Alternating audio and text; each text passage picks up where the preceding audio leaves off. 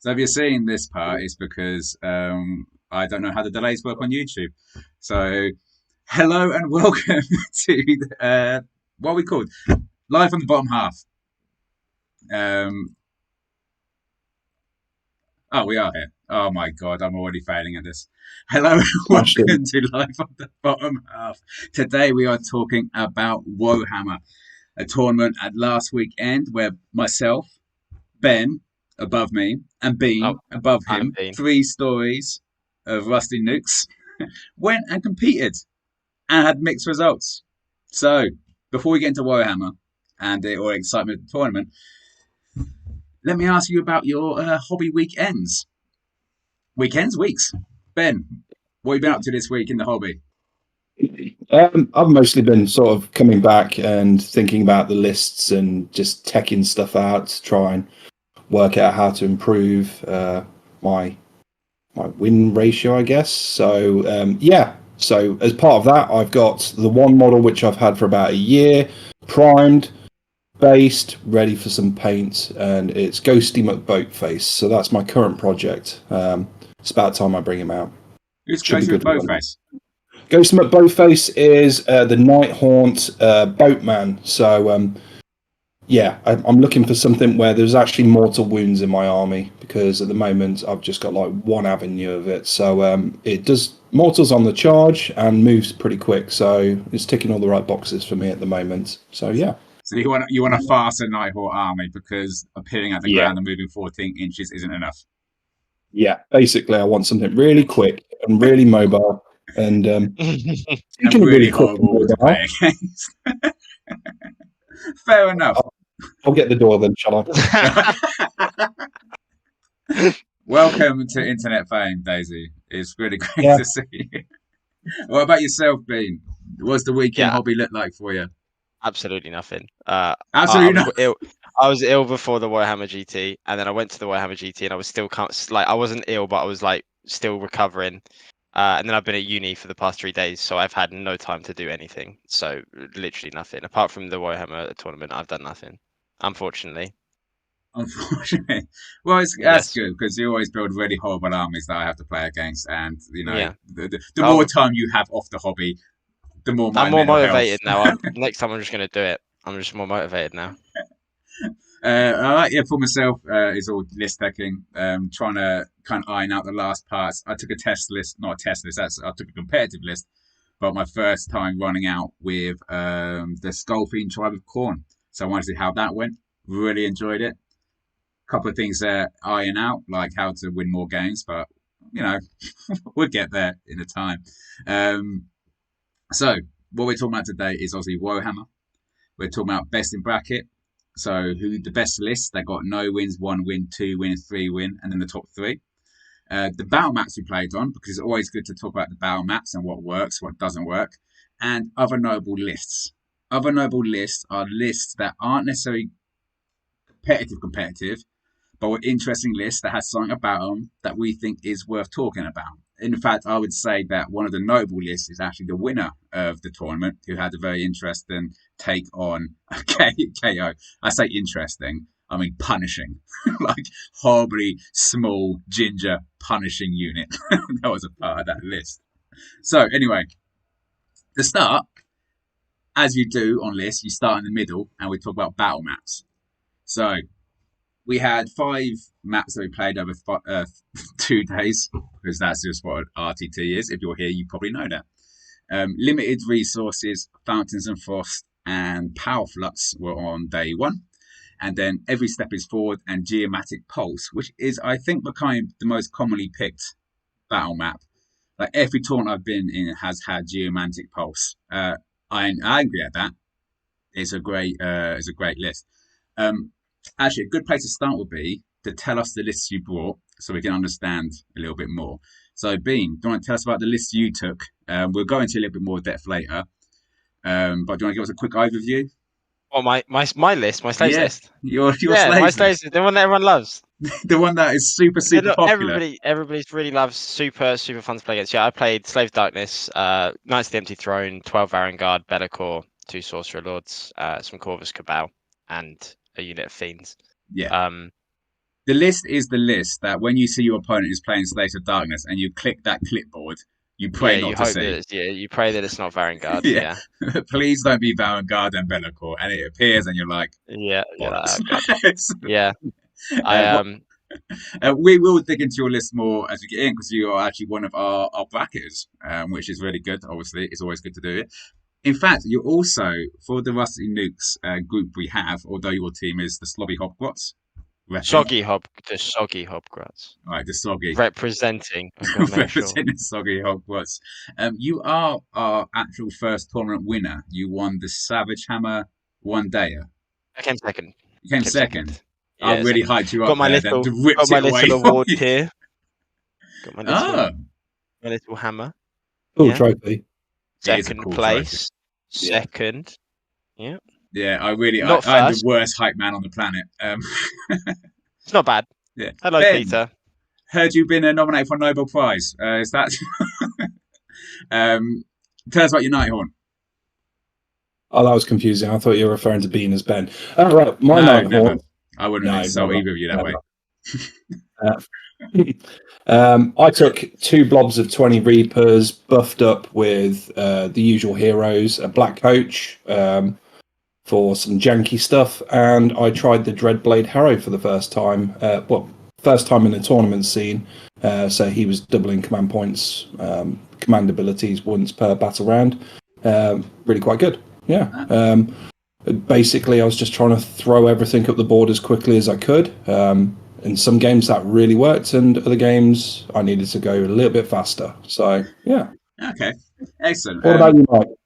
I took my Skull Fiend Tribe, gives me strike first on mortals. It's my first time running Skull Reapers. The idea of that list is mobile activations.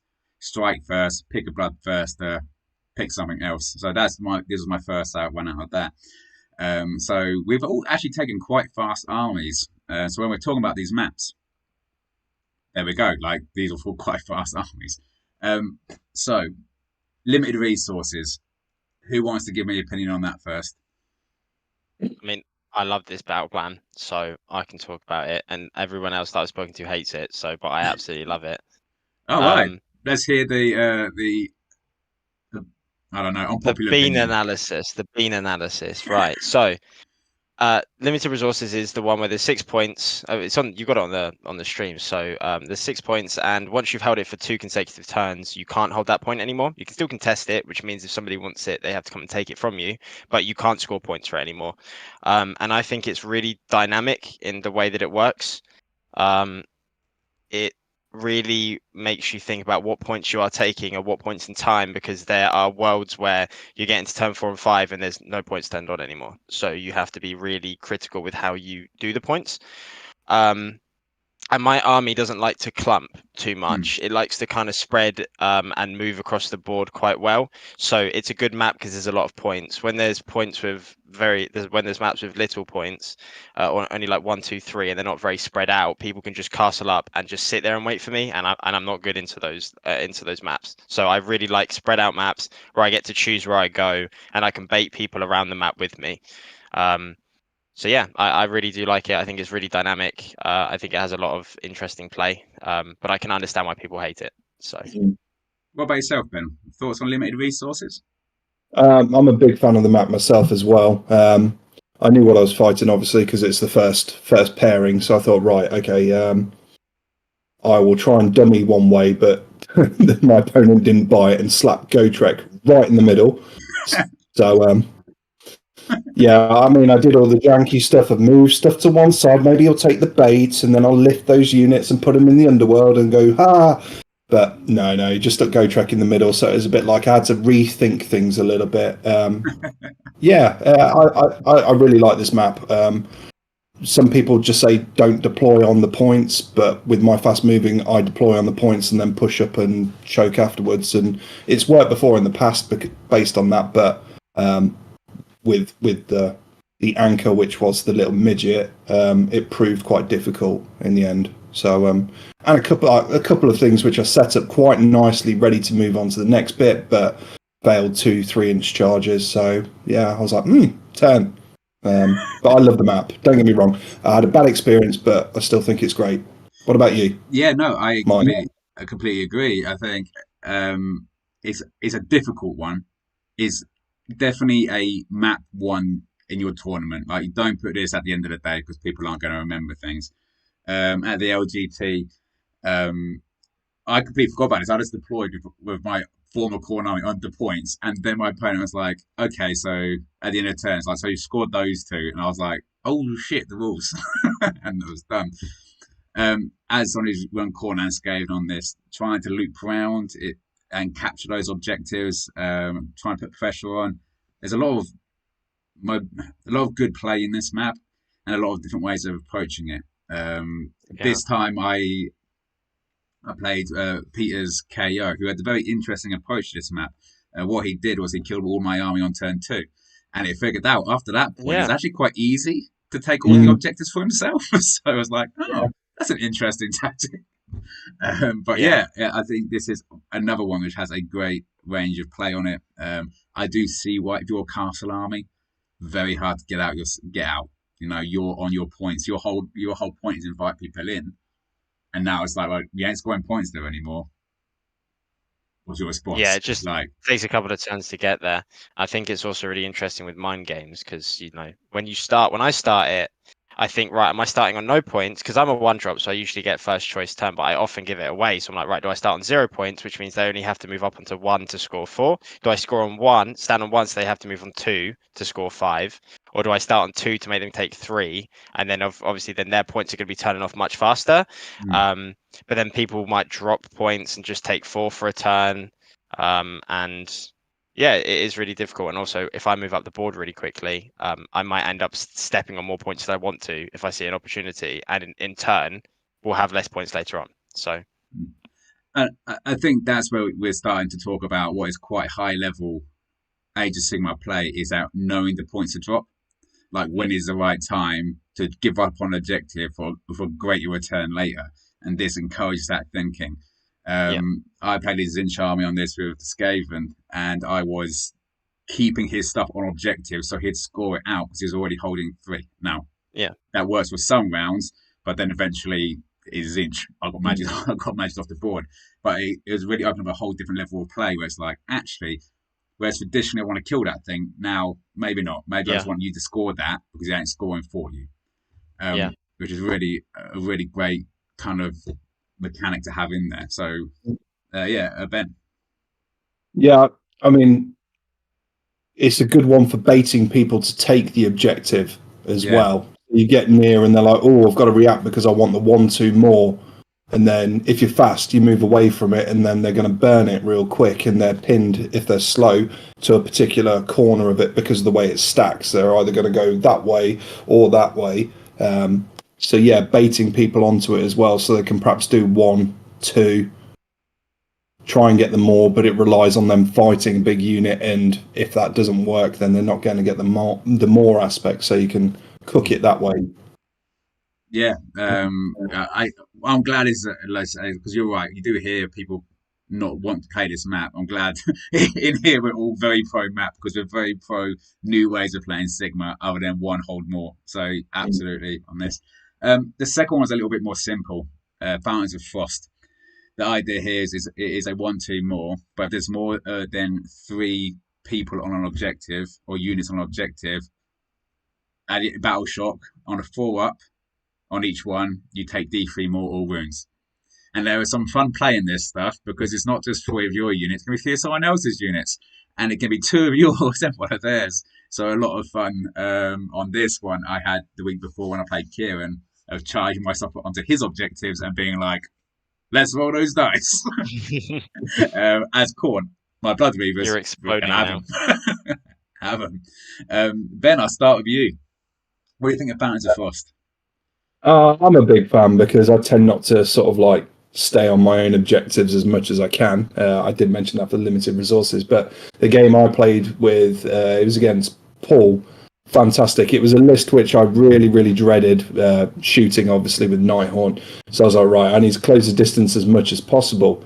And I think we kind of forgot what map we were actually playing because it dawned on us at the end of the battle round. I was like, oh, and he had like most of his units grouped up. I think there was like he had like 4 units all on the first objective, and I was like, yeah, it's time to blow up the fans. And she's like, oh god. And then I think we forgot about it for the rest of the game, to be honest, because we were all up in the attackers' territory, but we just forgot, I think. Yeah.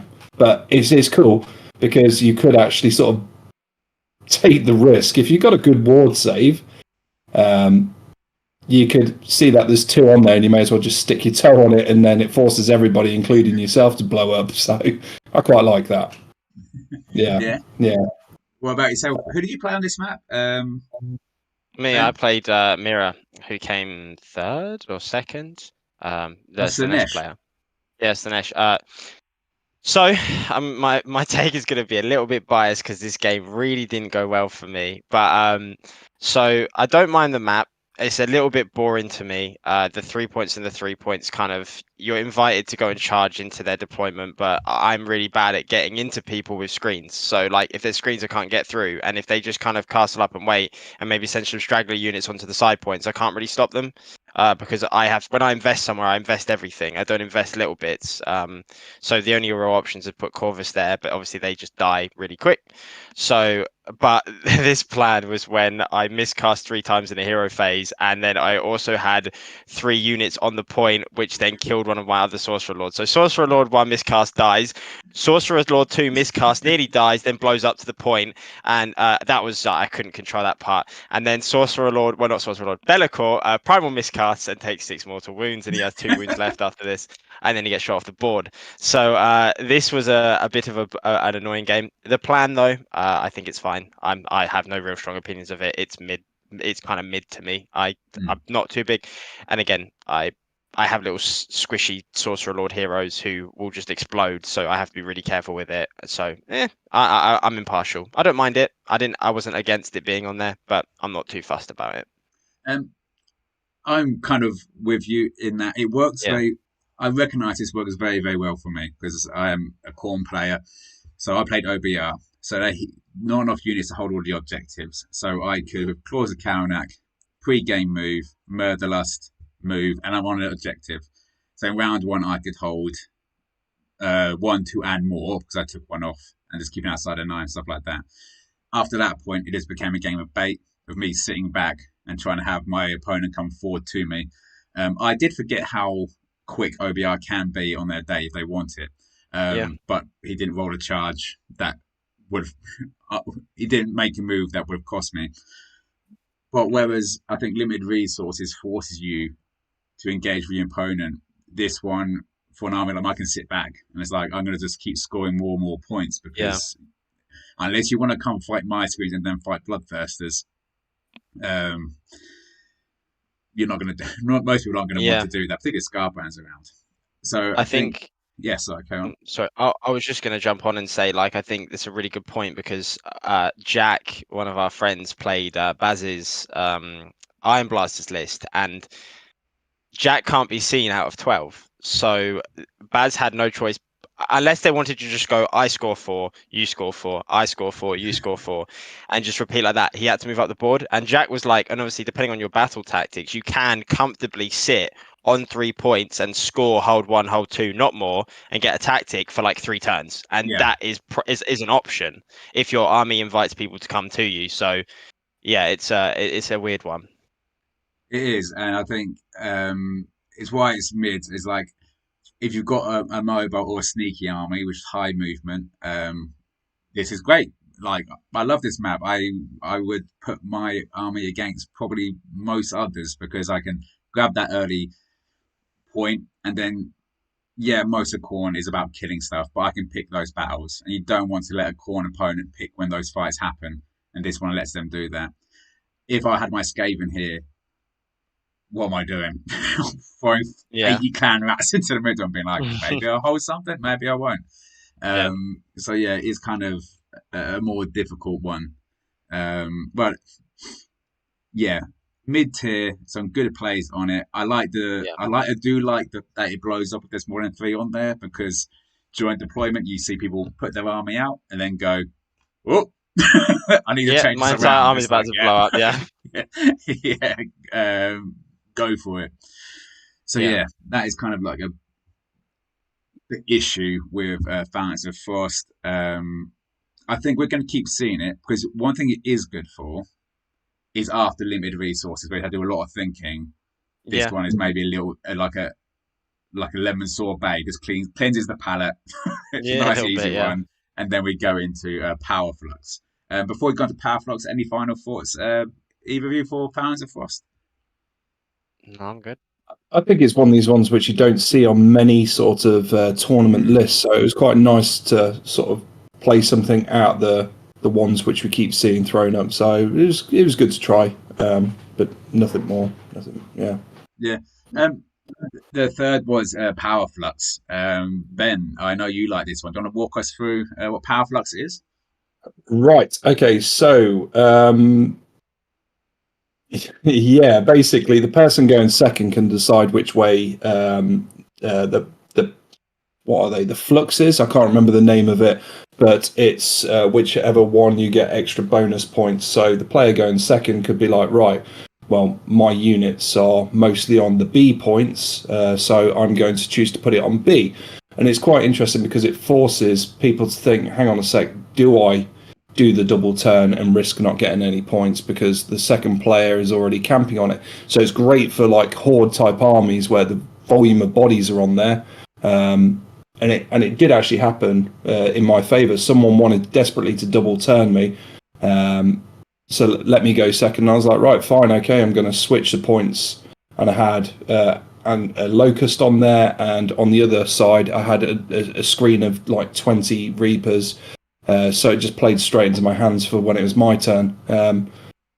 Good for hordes, I think, because the army which I was playing, a great guy called Chris, he was running that list of blobs of 20 shooters with 10 fanatics hiding in each one, which could have been devastating against anybody, which felt rend. But with my Nighthorn, it kind of played into my hands quite nicely that those were all clustered together, and when they popped out, you could weather the storm on attacks. But yeah, I like this map. I'd be curious to see how it plays with an elite army like yours, Bean. So, I mean, what's your thoughts, Bean?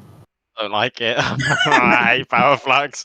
It annoys me. I like to be able to know where I can go at all times and decide where I'm going to do and make a plan. But then this makes it really difficult. And my army loves to double turn, and getting the double turn isn't always necessarily a good option in this plan.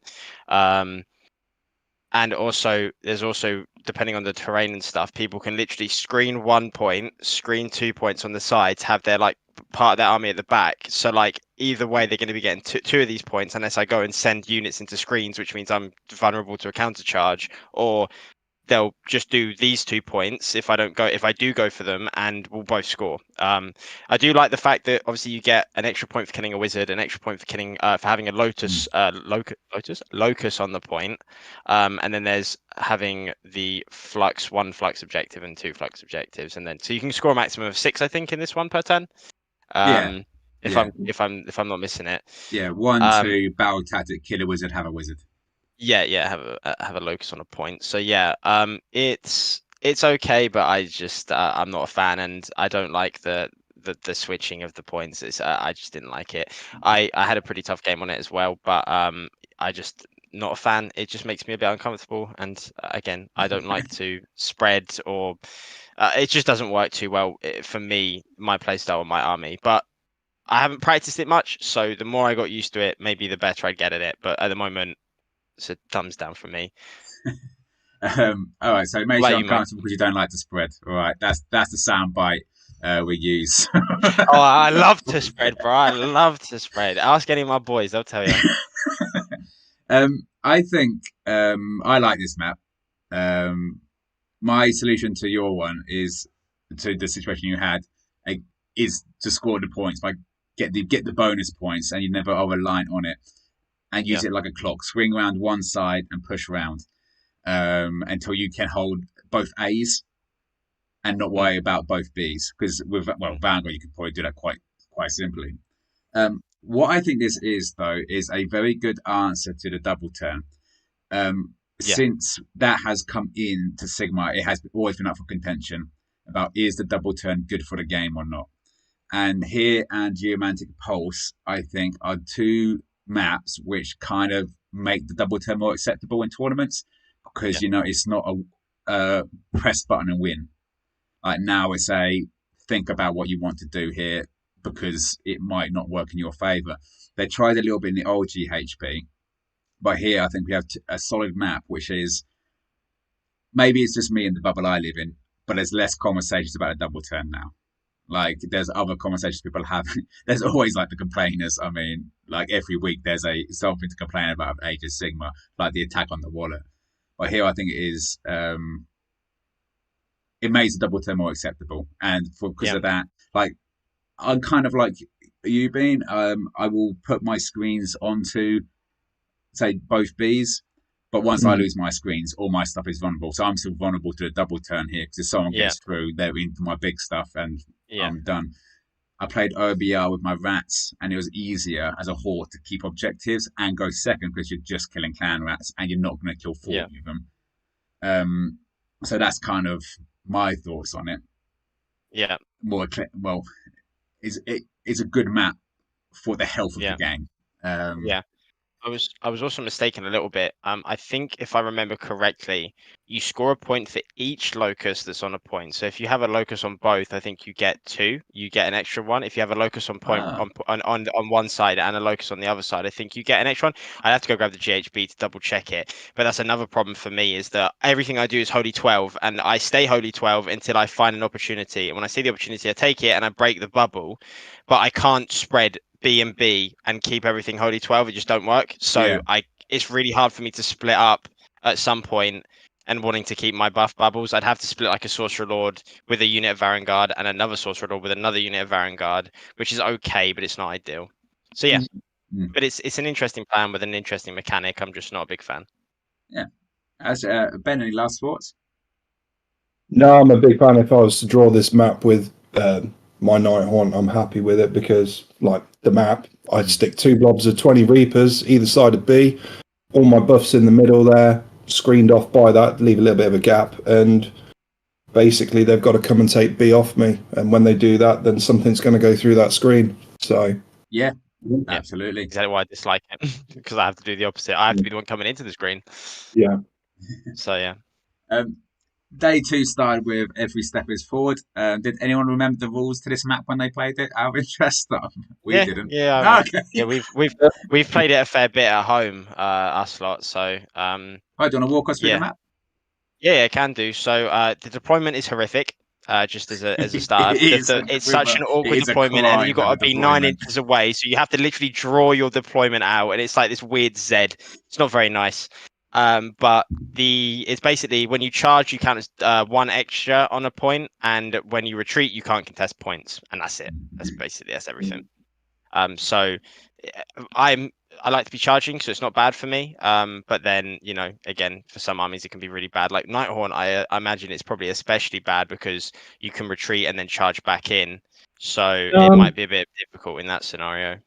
No, I mean I've always liked this map, but I really screwed myself over on this game. First game on the Sunday, bit fried.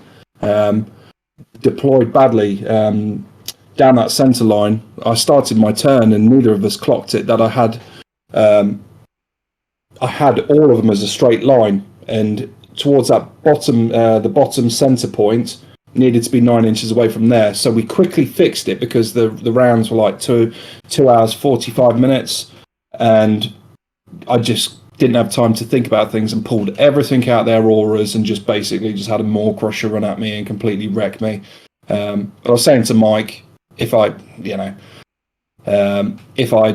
still got the deployment right, I think I was just delaying the inevitable with the army, which I played. It was a good, solid, big war list. I've played this every step is forward, and I've had success with it. I think I've only had 1 failure, and that was the list which I had on Sunday. I think the map is great. I don't see any problem with it. When you've got speed, things like your Varangard, and you've got your Bloodthirsters, Mike, the weird deployment doesn't really matter. I think when you're referring to the Nighthaunt, the retreating and charging, with Nighthaunt, you don't always want to retreat everything. So with a blob of Reapers, I wouldn't retreat the 20 because they count so much on the objective, but I might retreat heroes out to keep them pinned to then throw them back in. So Okay, the yeah. numbers. So I'd play it that way. No, I don't have any problem. I think all the maps in this handbook are great. You just got to Yeah. learn how to play them. So, Not saying, yeah. so yeah, so if you're watching this and you don't know the Night Haunt charging was why you might want to retreat and charge, do you want to just quickly walk us through why retreat and charge is Yes. important for the Night Haunt? Sorry. The Night Haunt mechanic is one of these armies which can basically retreat and charge. And when you charge an enemy, on the dice roll of the charge, on a 4 to 7, they have an effect applied to the charged unit. So 4 to 7 is -1 to hit, 8 to 9 is -1 to the save, and 10 plus is a strike last. So you can actually stack these as well. So if you get 2 -1 to their save rolls, it negates their all-out defense. So you can actually pepper a unit quite a lot. And I think, Mike, you saw at one point where I was going for that battle tactic of getting all 3 of those wave of terror charges. So I managed to, on one unit, put all 3 of those waves in there, but just by throwing loads of heroes in. So that's kind of the approach I would take with this: is leave the big blob, throw loads of heroes in at key times. The Night Haunt aren't a hammer.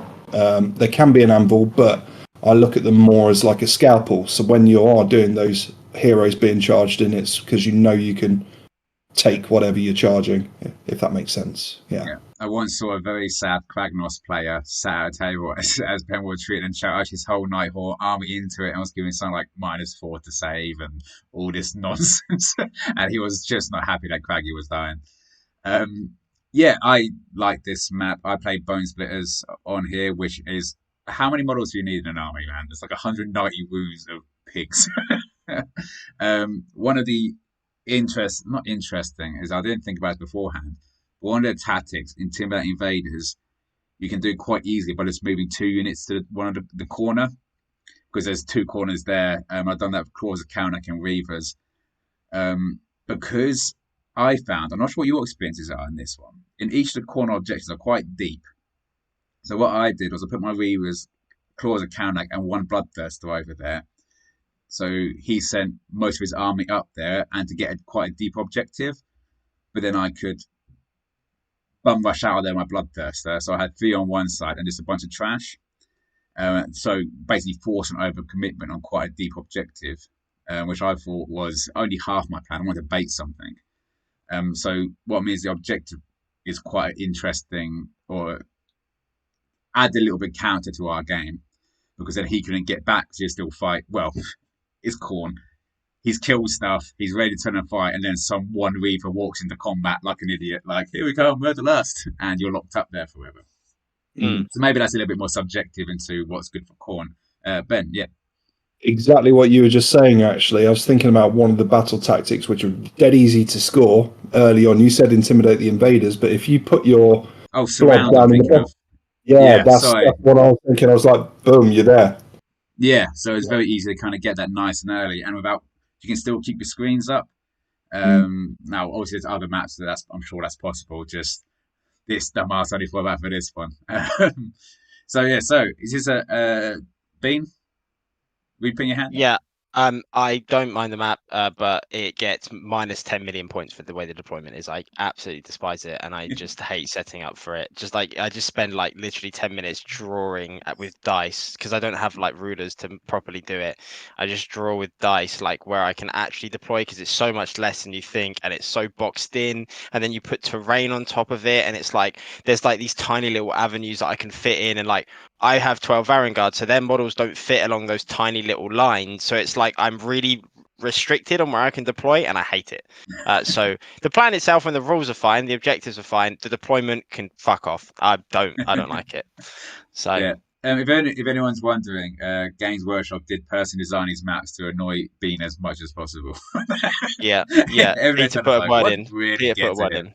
Yeah. This one I don't think you will mind too much. Is the last one we talk about is Geomantic Pulse. Yeah. I think I started with you being last time. So Ben, do I walk us through Geomantic Pulse?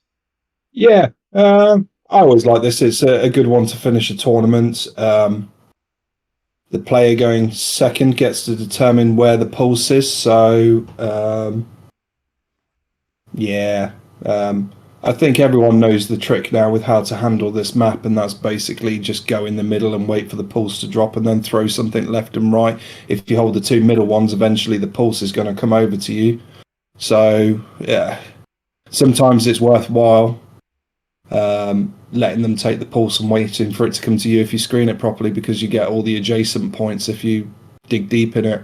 I like it. I've won a good few games on this. I lost when I played on against Baz because I just could not.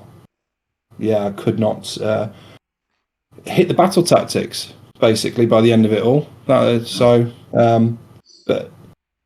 yeah, get in the middle and then work it out from there. I think is the how to handle that. So I think everyone's wised up to it. So it's like, let's meet in the middle, have a fight, and then figure out where it's going. Yeah. What's your thoughts, Mike?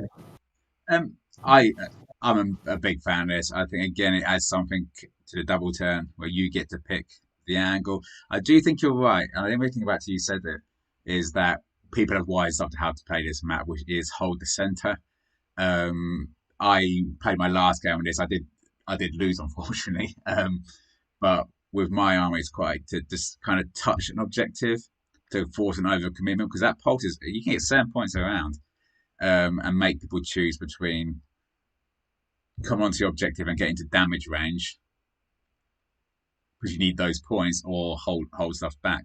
When I played I played Skaven on this a couple of times, and each time I found that you can have a lot of fun by just throwing a lot of bodies onto a point and just taking off people, and they have to not only wade through a bunch of clan rats, the pulse will leave and move on, so they have to do it quickly. And if you've got a lot of bodies there, you can really close down like the maps quite quickly, and a lot of horde players will probably benefit from that kind of thing. Bean, thoughts? Yeah, best book, love it. Best plan in the book, 100%. It's clean. It's really dynamic, really interesting. There's a lot of play that you can do on it. And for me, I have Corvus Cabal, so it's a literal free plan for me. Like they'll I'll take first, for example, or I'll give them first. It don't really matter, and I'll just drop Corvus on the side point. So it's like, right, turn whichever one you want on. I'm already there, and then if they then go and kill stuff, they Corvus. I'll just then send a unit of Vanguard over. It's pretty chill.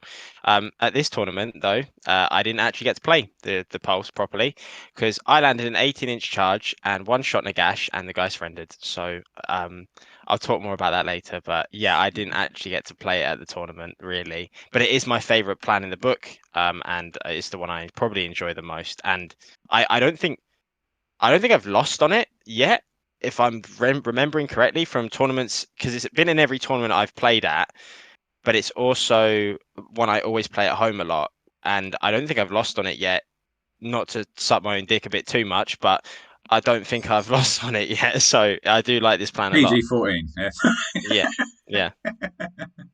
There was something which I noticed with some of the maps and the way the terrain was set up. Not when I was playing this map, but I was having thoughts back to, I think it was my second game. I was on a table and there was this massive centerpiece right in the middle there, which could make that map actually really quite interesting. Like it was like that sort of big, because that's in the way of if you're trying to move down the pulse, that you've then got to move around it. So I think terrain could be quite an interesting one to mix that up to break the whole let's just fight in the middle kind of approach. Yeah. There's an interesting thing that I didn't actually know, just to talk about before we move on to the list, is did you know that if someone puts a model on 2 points, they have to choose which one they hold? Yeah. Mm-hmm. I did not know that until like the LGT. I did not find that out. It's never really been a thing, but yeah, I did not know that if you, because let's say you don't hold either of them, then you slap something and it puts both of them. You have to choose which one you want. You can't have both. I did not know that. Yeah, it's just so people used to string out like I could take essentially 40 clan rats and hold all the objectives and be like, well, there's 1, 2, and more. Yeah. Yeah, I think that maybe that changed in 3.0. I didn't play any 2.0, so I don't know. But yeah, I do remember when in my early tournaments that started to become known, and yeah, a lot of times you saw people trying to do that kind of thing. It's like actually you can't do that anymore. But yeah, I think for probably both of us, being this is kind of map where bait someone into taking objectives because it brings them into range of all your heavy hitters is a Yeah. great way of playing it. Because that is a lot of points that's walking down that board. There's 7 point rounds. If you make a bad choice in rounds 2 and 3, you could be done because Yeah. you're now 8 points. You're 7 points behind, but the next Yeah, couple of rounds are only worth 5.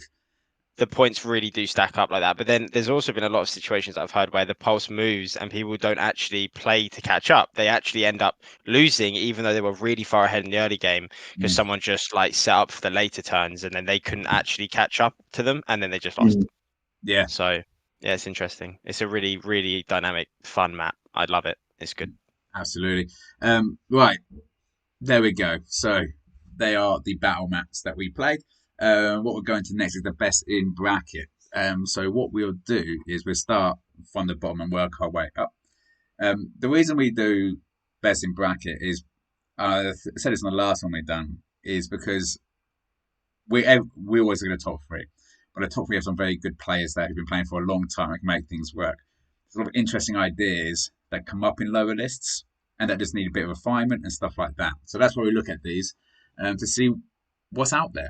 The first one, that's actually a screen instead. The first one we're looking at is Joshua Boxall, who came away with 1 draw, but took a Seraphon list, which is something we're more regularly see, at least when it first came out, to be top everywhere, thanks to the mortal wound bombs.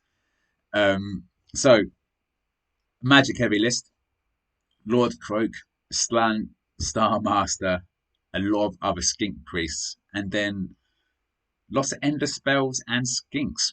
Not what I expected to see is a unit of triple reinforced skinks. But there we go. Before I start yabbering on, does anyone have any thoughts on this list, what we're seeing here? Yeah, I mean, I played Seraphon for a little bit, and I played a Starborn list, and I played something very similar, just a little bit different. I didn't have so many skinks. I had a couple units of them, and then I had a Bastillodon. So the list is literally just spellcasting, go crazy, and then you get your points, and then you can summon, or you can then beam mortal wounds at people with your nodes. If you're within 12 of a node, then which are all your heroes, and your terrain piece, you can just beam mortal wounds at people. So it's literally just cast spells, go mental, and screen and castle. I think. Again, I'm not completely knowledgeable about it to that extent. They got some teleporting, but it's just spell casting and screens, which I think they lack a bit of a punch or something to help them deter the charge. I think we spoke about it briefly, and I think it's something you're keen to talk about as well, Mike. But the 270 points of skinks in one screen is a little bit. I don't know. I think it's an overinvestment, probably. A Bastillodon definitely, or something else, could probably fit in a bit better there, just to give you a bit of the counter punch. Because you do have a good setup here with good screen, like a really nice amount of screens, and you can probably slowly advance up the board with the screens. But then if they break into you, which they're going to do because skinks just die, you have nothing to hit back with. Yeah, absolutely. Ben, any thoughts? Yeah, I mean, I'm looking at that reinforced skinks, and I've noticed that one of the priests have got Hoarfrost on it. So maybe they were thinking that they were screening with the units of 10 to then put Hoarfrost on the 30. They can fight in 2 ranks. Maybe it's the get it off and then throw what would potentially be a pretty rubbish unit, but with, let's say, Ren 3. But there's a lot of what ifs along that way. Yeah. Yeah, there's a lot of what ifs along the way. So, and also I've noticed that they've got the cogs now. The cogs have been changed recently in the handbook, and before it was like you could re-roll magic if you're within range, but that's no longer the case. You can re-roll charges. I'm trying to look at what's actually charging in that list, and maybe you're re-rolling charges of skinks, which are all pumped up on Hoarfrost. Or the other, how it's been changed is that the priests get to roll for an arcane bolt. It does that if you're within 6 inches or something along those lines. So I don't know. Maybe that's what the plan was behind that. I get it because I've done I mean, we've seen similar things with people putting Hoarfrost on Spirit Hosts, which you mentioned in one of your videos, Mike. If it works, awesome. But it's the big if, I think. Yeah, I think this list might also be a victim of the change in meta. It's like when this JB came out, there was it was a magic meta. Now we have definitely moved into anti-magic with Corn, OBR. A lot of people know how to kind of play around it, and there's a lot of investment in magic and screens. And yeah, I'm sure throwing Hoarfrost on, but I think a lot of people know kind of what to do about that now. Keep your guys outside of 12. Having 3-inch, sorry, 3-inch, 3 Ren skinks will be great. If you roll a 1, you now have skinks that hit on a 1 or a 2 or a wound on that, and it starts to lose its punch.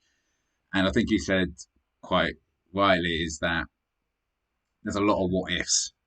Like, if I can get this, I can get this, I can get this. Now, I have no doubt that a Seraphon player, that is it's not just on guesswork. You have your buffs, you have your way of confirming magic, but now people know if I've got 4 primal dice and you've got 4 primal dice, you have to split those primal dice over 6, however many spells. And if you've got Blizzard there, I'm betting a couple are going there. So now Hoarfrost comes, I'll get rid of Hoarfrost. I can suck up D3 mortal wounds from other stuff, But I do think, you're probably right. The Hoarfrost is about getting some jacked up skinks to then start nailing stuff. But yeah, I think it's just, for me, this might be a victim of the changing meta, and as people are becoming more able to deal with magic, and as Bob has said, it's like super able to fill up the board with summons. When you have a castle army, you have to be expecting people to come to meet you, and that might not leave you enough space to bring those summons out, or it might be too late to start bringing it out. Yeah. So I yeah. think I definitely do see like I'm now that I've like looked kind of coherently at the list, it is actually quite coherent, the list itself. You're going to Hoarfrost those skinks. You're going to use your Star Seers to give a load of stuff wards of 5 for the turn, so you can brace like when they try and break into your screens. And then you ping a million mortal wounds back at them with Blizzard, and then obviously all your War Scroll spells. And then if you wanted to as well, you could use your sub faction ability on the table where you spend points to then do mortal wounds as well. So it is basically just like a come into me, and then I'm going to ping, like I'm going to just blow up everything that came near me. But yeah, as you said, completely, like we've got so many primal dice now. Like Blizzard is the most terrifying spell, so they have to invest so much into getting it off, and you can just try to unbind it. So and you've got primal dice as well. I mean, obviously they've got the acolytes, so they do have extra primals as well, probably.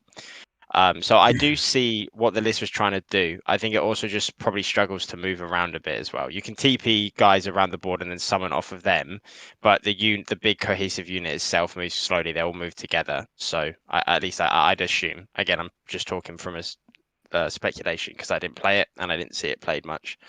So yeah, I think you're right. This isn't with one draw because it's a not thoughtful list. It's a very thought through list, but there's a lot, and we just went through the mats, and we see there's mats that require a lot of movement, a lot of adjustment, and a lot of where box casting is maybe not the best approach to those mats. What's it called? The second one with the frost, you don't really want to be casted in too much because the other person can do that. But yeah, there's like all Seraphon lists are scary. And yeah, as you say, Soul Speed Bridge, Skinks, Charge, they're rent free. Like you're getting something through that. Yeah. Any last thoughts on this before we look at the next list? I think my last thought would just be I actually really like the list. I think it looks quite interesting. If you like just like spamming spells and just like sitting in a corner, just having fireworks going crazy, it looks quite fun. So I really would say it does look quite interesting. I just think I would I'd probably slap a Bastillodon in there to some extent or something. I think I've clocked something. That speed of Huanchi. Yeah. Yeah. Does that mean that they can make a normal move when the spell's cast, so they can move so that Skinks then have the spell done, so they move even closer with Hoarfrost, fighting in 2 ranks, 30 of them. but still the big what ifs. Yeah. But they don't move very far. They move 8 inches, so they can move 16, and then they can charge. So yeah, Most maps that means a turn 1 a 4-inch charge, moving 16, 2-inch charge, well 3. You know what I mean? Yeah. So this is I think you're right in that. I think this is a list. If you're into that stuff, this is probably a lot of fun to play because when it hits, it hits hard. And we've all got lists like that. Yeah. Where it's at one moment everything converges and it's just beauty. It's like, oh my god, everything worked. I feel like a genius. And yeah, as I say, I think this is just a victim of the meta and the maps rather than anything else. See, before when we were speaking beforehand, I did mention the skinks, and as someone who runs blocks of clan rats, I was saying MSU might be a way forward because you don't hemorrhage as much. Like with Battle Shock coming, there's a lot of ways of stopping people having it. You get hit by 15 wounds you get hit with 15 damage on a 10 wound unit, you're only losing 10. So that was my always plan with MSU. This clan rats, like if you kill them, great. Let's fucking 20. You can do 50 damage to them. It's all the same. But I think you're right. With Bastillodon, Archosotek is much more consistent in the damage it puts out, and you can still Hoarfrost skinks. Like a 10 skinks with -3 rend is still a lot of damage that could come through. But these are questions for a Seraphon player to ask. So I will say, if you are a Seraphon player who is watching this or ends up watching it, do stick a comment below to tell us what you'll do with this list, or I don't know, play the algorithm and press like and subscribe and do all those things. That's what YouTubers say. I've learned it. I've practiced all weekend. Right. On to our first one win. I think it was 1 win and 1 draw, which was a Nighthaunt army. And we have a Nighthaunt player right above me and right below Bean. That's where he likes to be. Good double sex joke. Ben, do you want to walk us through what we see here? Yeah, I mean, this is one of these lists which I've always been tempted by, bringing in a big ally which can put out damage, because Nighthaunt, they're not particularly very punchy. It's more the strengths in numbers. So having Big Drog Fort Kicker, it's been tempting. I've seen some great people try it before, actually.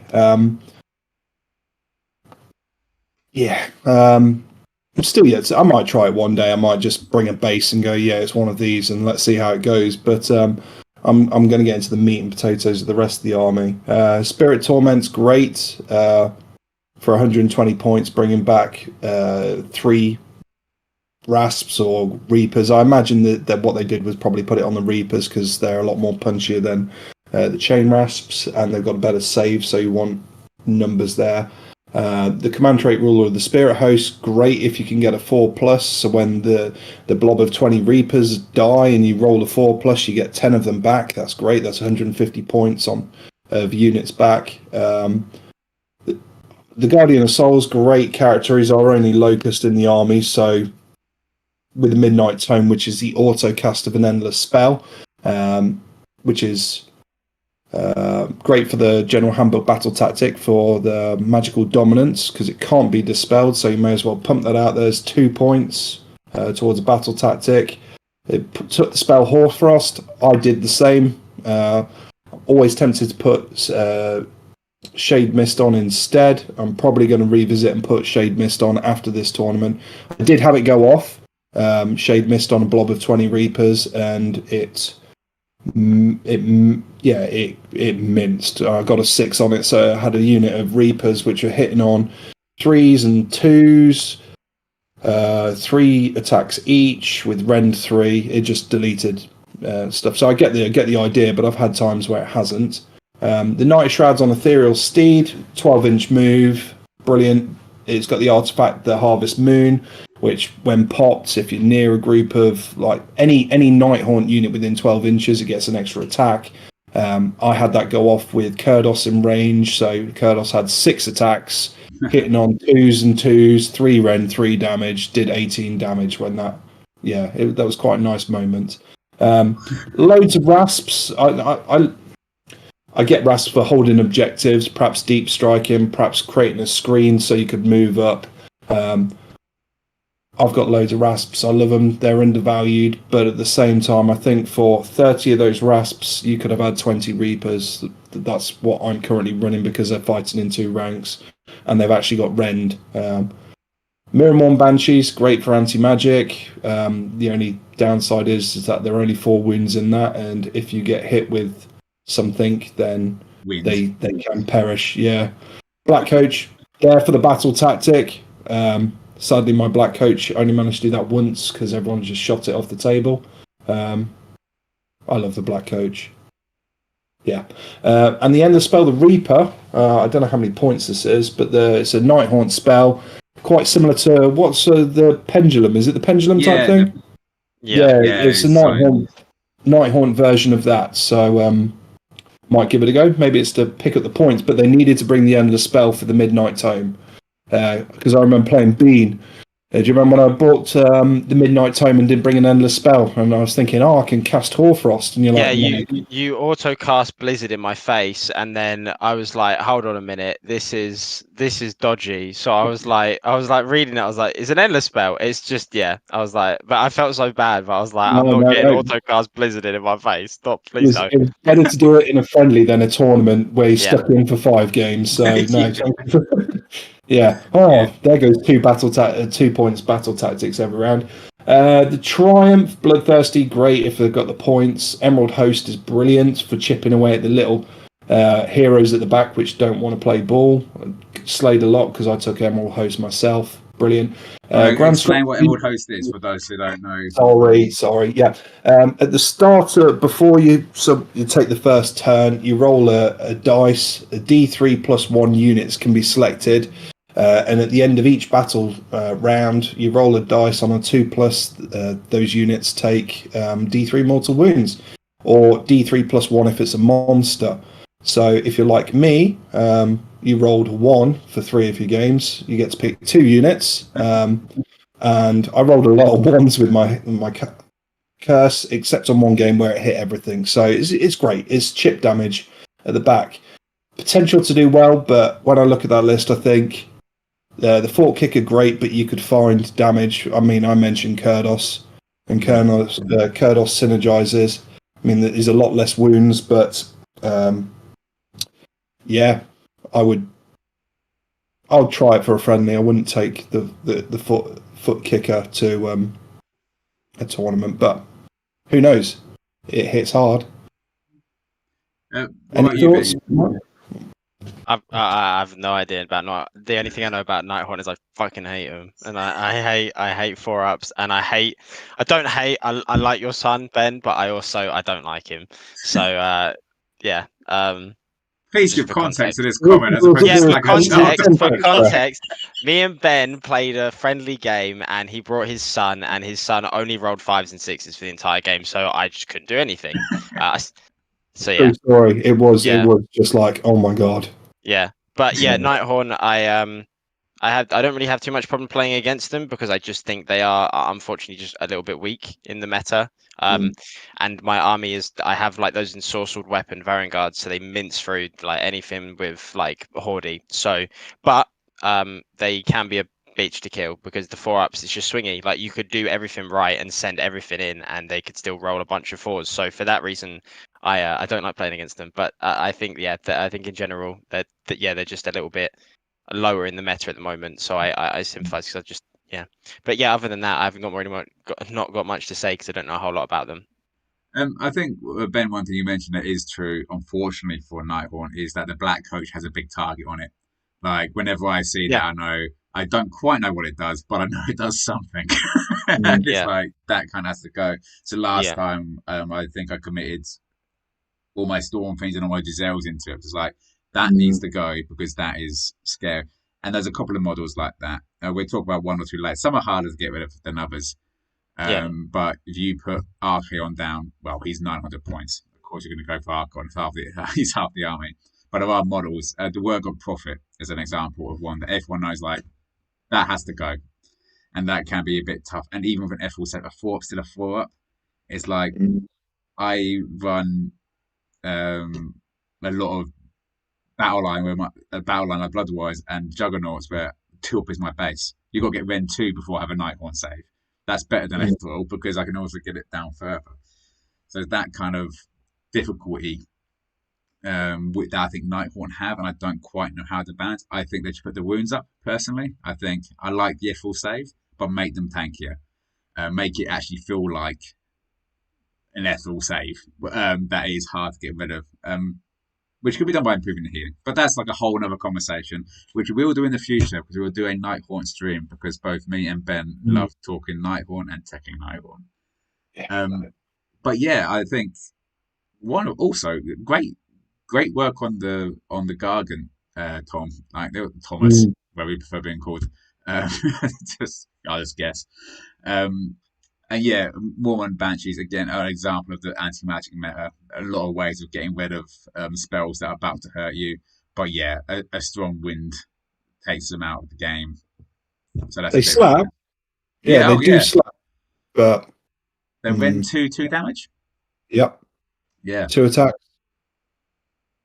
yeah. I think what you say is right as well. The Grimghast Reapers, or as I have put here, the Grimghast Repairs, or even that spelled incorrectly. They're a bunch of ghostly mechanics who just fix the black coach up. But yeah, 2 years of those, I saw them. The damage they do is a lesson I'll never quite forget. Seeing how all my blood letters just get lifted up in one go and be like, huh. So they're pretty good there. Um, yeah, so a good list in a very difficult meta. And what I do like about this list it is a newer, maybe not a newer, but we've seen Gargants in Nighthaunt before, but there's still Tekken coming out of Nighthorn about how do we get the best out of this army. We saw Nagash with the Nighthorn F4 saves, although he doesn't get it. Mega Gargants. So I do like there's a lot of innovation in Nighthorn lists that we're seeing, which is great for everybody. But yeah, I do miss Ren when I play them though. I know you've got a 4-up, but God, I miss Yeah, Ren. I miss Rend as well. I have 3 Rends and I can't and I don't get it. So it's very sad. So we get into the higher level. So best of 2 wins. This is actually one of our guys, Bean. You know Mhm. this better than any of us do. He, yeah, So do you want to talk us about your Big Ben Slanesh? yeah, he's a prick. First of all, I don't like him, and if he's watching this, fuck you, Ben. No, We're he's doomed. one of my close mates, and yeah, he's a lovely guy. He's just a bit of a legend, really. He's very funny. But this is his little Slanesh list that he came up with himself, and he's been playing it for a while now. He took it to the LGT, and he took it to, and he's just been playing this for a while. I think he's slightly changed it a bit here and there, but the core foundation is still the same. It's basically that everything's quite like semi-scary. Like everything in the army is quite scary. Like there's nothing that isn't going to hurt you. Everything will hurt a little bit. The big standouts when I play against him is the 10 Slick Blade Seekers because there's 40 wounds. Even though they are very squishy and they just keel over and die, they are still scary and they are hard to get like cut through. They might not do a load of damage if you've got decent saves because they don't have much rend, but they are really hard to cut through. And yeah, he plays Pretenders, which is the three the 3 command abilities, which fuck that. I hate the fact that he can unleash hell 3 times or all out attack 3 times or all out defense. It's just like, and then also to add insult to injury, he's got like 6 CP. So like, why does he even need the fucking thing? But anyway, um, and yeah, he's 1 drop just like I am. So basically, our games are heavily decided on who wins the prio at the beginning because it really, really has a big impact because we both just roll and it does. Obviously, 1 drop's a massive thing in most games. The Epitome is really strong. It's a double caster, re-rolling spells completely. So no worries about miscasting. Obviously, you can't add primals if you re-roll, but doesn't really. It's not that deep. And you can buff that thing up to be really scary. Like it can really hit you really hard. I was lucky in the game we played because I actually faced him at the tournament, and he failed a 4-inch, a 6-inch. He failed a 6-inch charge twice, so I didn't actually have to deal with it hitting me. It was fully buffed up and horrifically terrifying, and he didn't charge me, so I got quite lucky there. And then Shalaxi again, really hard to kill. Just -1 to hit and wound. Really, really hard to actually get down. And she can whittle you down, and she can lock you up. Like especially against me with my Varangard, I just get locked into combat with her, and I just can't get out. Unless I fight her on my own terms, almost impossible to kill. And then Sigvald again, Chadvald, the man himself, really just hurts. Tanky, got the ward, and if he charges you, he will just blast you. And he's a really good piece at the moment because he ignores ward saves, so he can actually kill Gotrek feasibly. Because he will turn off your wards and then Gotrek just kills over. So that's good. Bliss Barbs, he can use them as screens because they just are there to kind of die and just do some chip damage. And the Bliss Barb, he's got the Bliss Barb Archers and then the Bliss Barb Seekers, which are the horse variants of the Archers. And they give you, if they hit you, you get -1 to save. So he will stack minuses to save, which is just that, and then he'll put rend on top of it. So what would usually put in -1 is now -2, and it's actually really potent if you're getting shot by a lot of Bliss Barb shots and you're -2 instead of -1.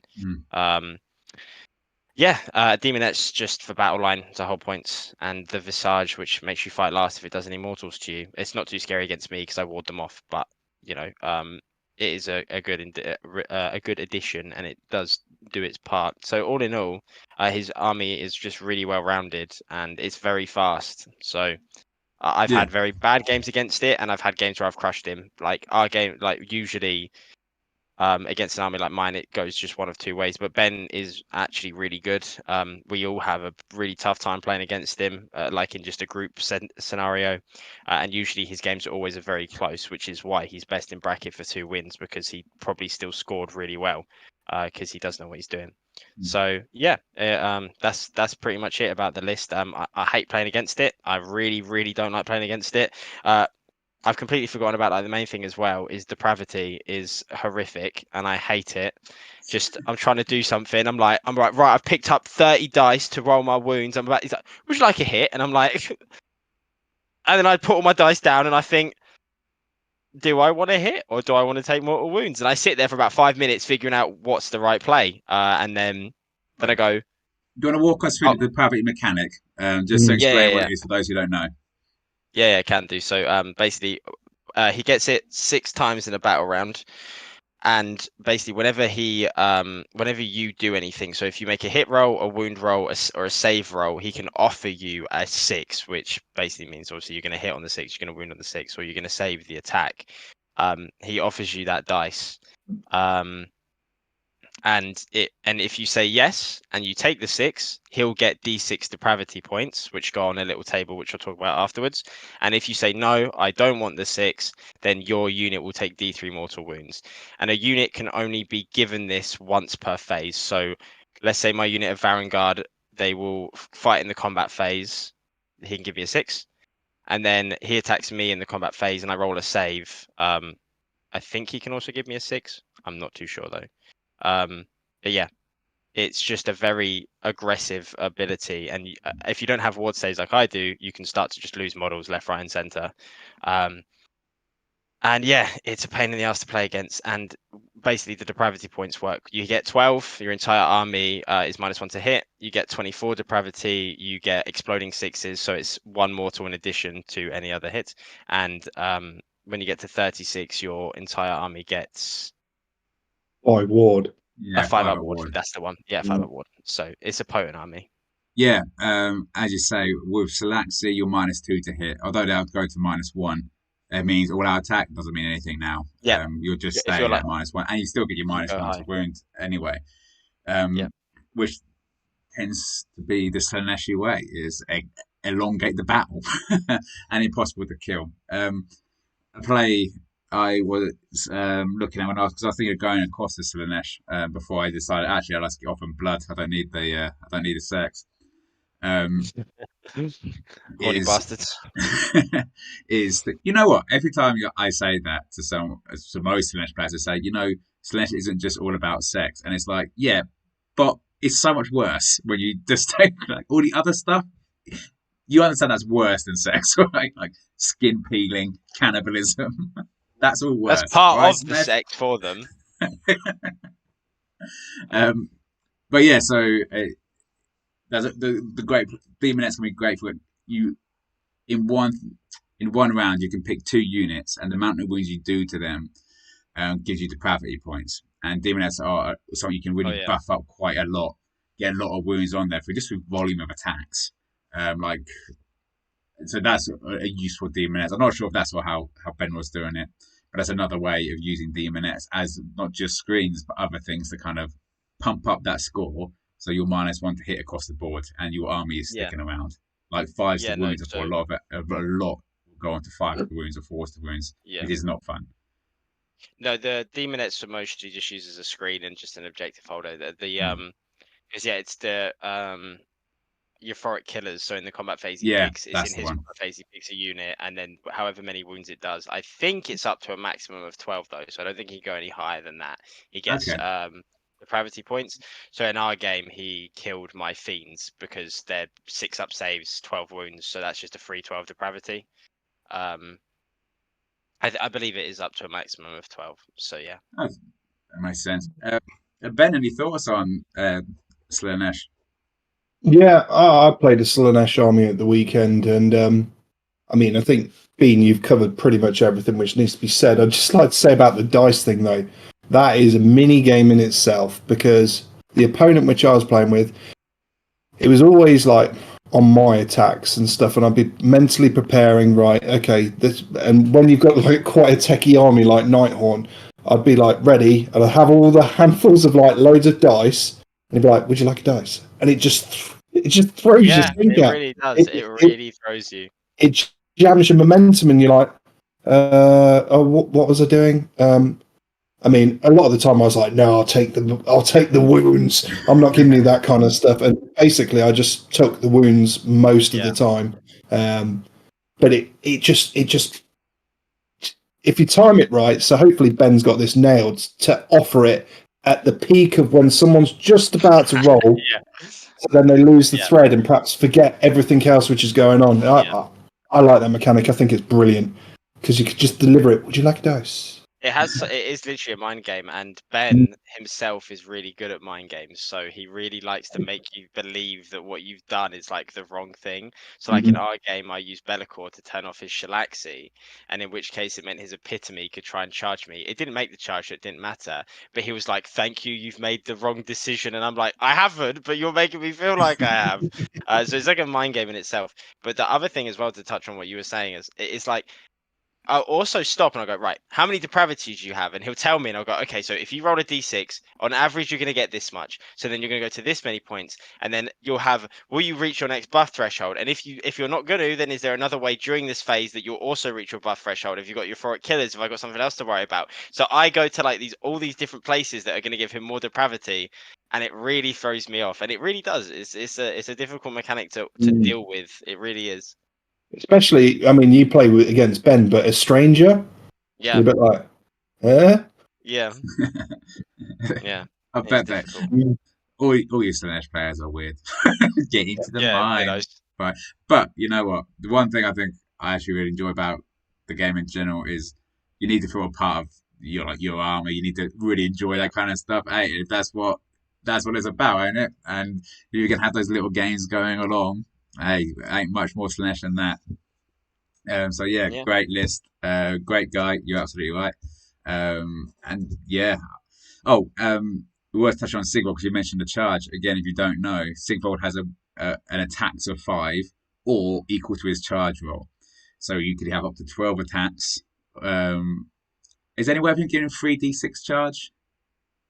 No, I don't think so. There's a spell, but I think that only Shalaxi can get it, as far as I remember. He did have a spell once that let him took a 3d6 charge. I I think no, think there maybe it is a wasn't a way spell. with a war shrine, but you wouldn't take a war shrine in a Slanesh list. See, I was talking to this about Ben. I'm not sure if it's a Slaves to Darkness Celestial marked unit, or if you can add a War Shrine in and give Sigvald the Yeah, 3d6 charge. I'd it's have just to check. Slanesh. It's a Slanesh Okay, yeah, mark, so maybe it does work. Maybe it I does work then. think you Yeah, can do it. But that's worth checking. yeah, But yeah, so up to 12, and you're ignoring wards. I think it's 2s and 3s. He hits on with Ren 2. A lot of yeah, output on our little pretty boy there. yeah. Yeah, so moving in to number 3, Benjamin Hall, who we It's can't me. know as being. Despite what we said before, you know what? Do you want to walk us through your list about what you took and like what a horrible individual you are for taking 12? Yeah, so I'm scum of the earth for taking 12 Varangard. And I accept that fully. Yeah, my list is pretty straightforward. Honestly, there's not a lot to really to say. It's really transparent. I've got Better Core, so I can turn off a unit once per game on a 3-up in every phase. I've got 2 Sorcerer Lords, both marked Zinch, so that means they've got a spell called Warp Reality, so they can pick another Zinch marked unit, or themselves. They can actually throw themselves as well. I did not know this until the tournament, but they can pick up another Zinch marked unit and throw it 9 inches away from them. So it just helps to get the Sorcerer Lords up the board, or if I need them in buff range, because everything is Holy 12 for me, I can get them a bit closer in, just in case I've charged really far up the board in my turn. I might be able to still get them in range, possibly. I've got Hoarfrost on one of them to give to my Varangard, and I'll talk that through in a second. And I've got Blizzard, which everyone knows what Blizzard is. Scary. And I've got an artifact, which means that once per game I can summon this little Chaos Familiar, and he'll cast a spell from the Lore of the Damned for me, which is really helpful. There's a battle tactic I can get from it, but there's also other stuff I can do with it that's a bit more techie. But it's really, again, still nothing crazy. You still know what it can do at all times. And then I've got 12 Varangard. I've got 6 Varangard marked Nurgle, which means they're -1 to wound in combat. And they've got ensorcelled weapons, which means they are 5 attacks each, -1 rend, 2 damage, 3s and 3s to hit and wound. And then my general. So when you're playing Knights of the Empty Throne, which is the sub-faction, if you don't have Archaon in your army, you can pick a unit of Varangard to be your general.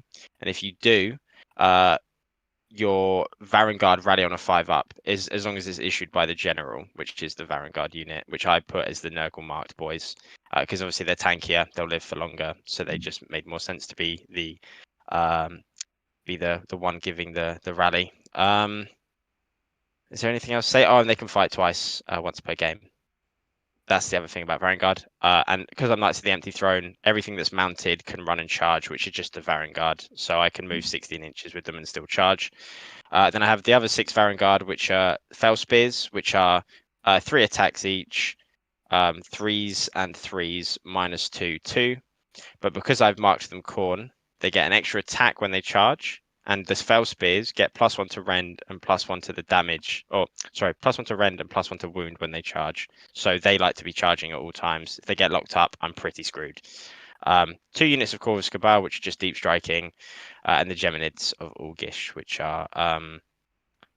I throw them at you. They've got like an effective 17-inch range, and you're... if I roll a 2-up in the hero phase, you don't get any commands for that turn on the unit that I pick, and I can pick as many as I like, as long as they're within an inch or if they've flown over something. So yeah, my army's very fast, it hits very hard, and you know what I'm doing at all times. There's nothing, I've got no tricks, and it's just really, really aggressive. I like to be in people's faces and like just hitting stuff. You have to really pick and choose your moment with them, but I find it incredibly fun and incredibly rewarding to play. If you make the right decisions, you're probably going to win, and if you make a mistake, you're going to lose, because your entire army will just crumble at your feet. I probably went a bit too much over my list there, but No, not at all.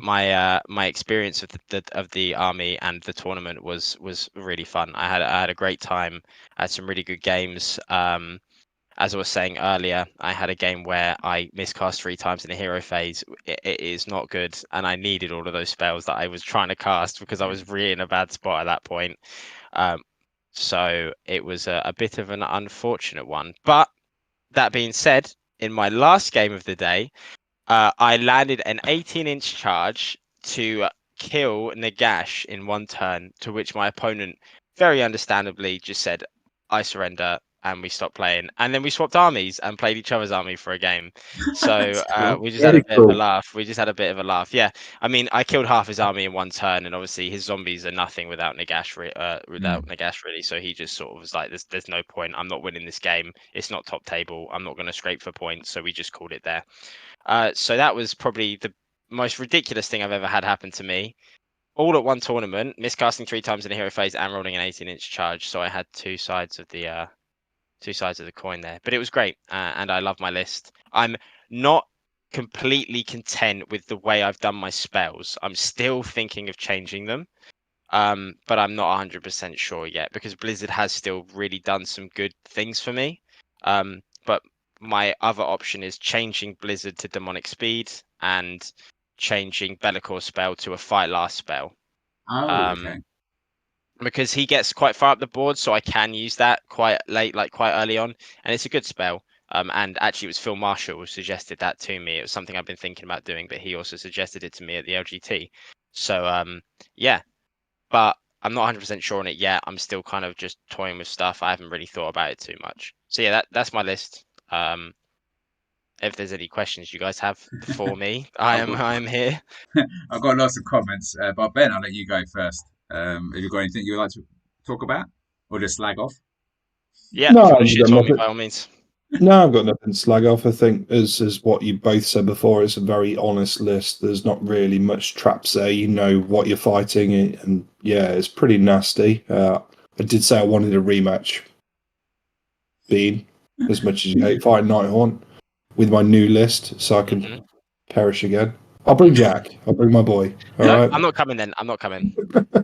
Well, yeah, no, I think it's a really solid list, and it's you've proven that when you're in the tournament scene. So no, congrats, and it's Thank you. wicked. Yeah, been chewing through 6 Vanguard with Nurgle Mark.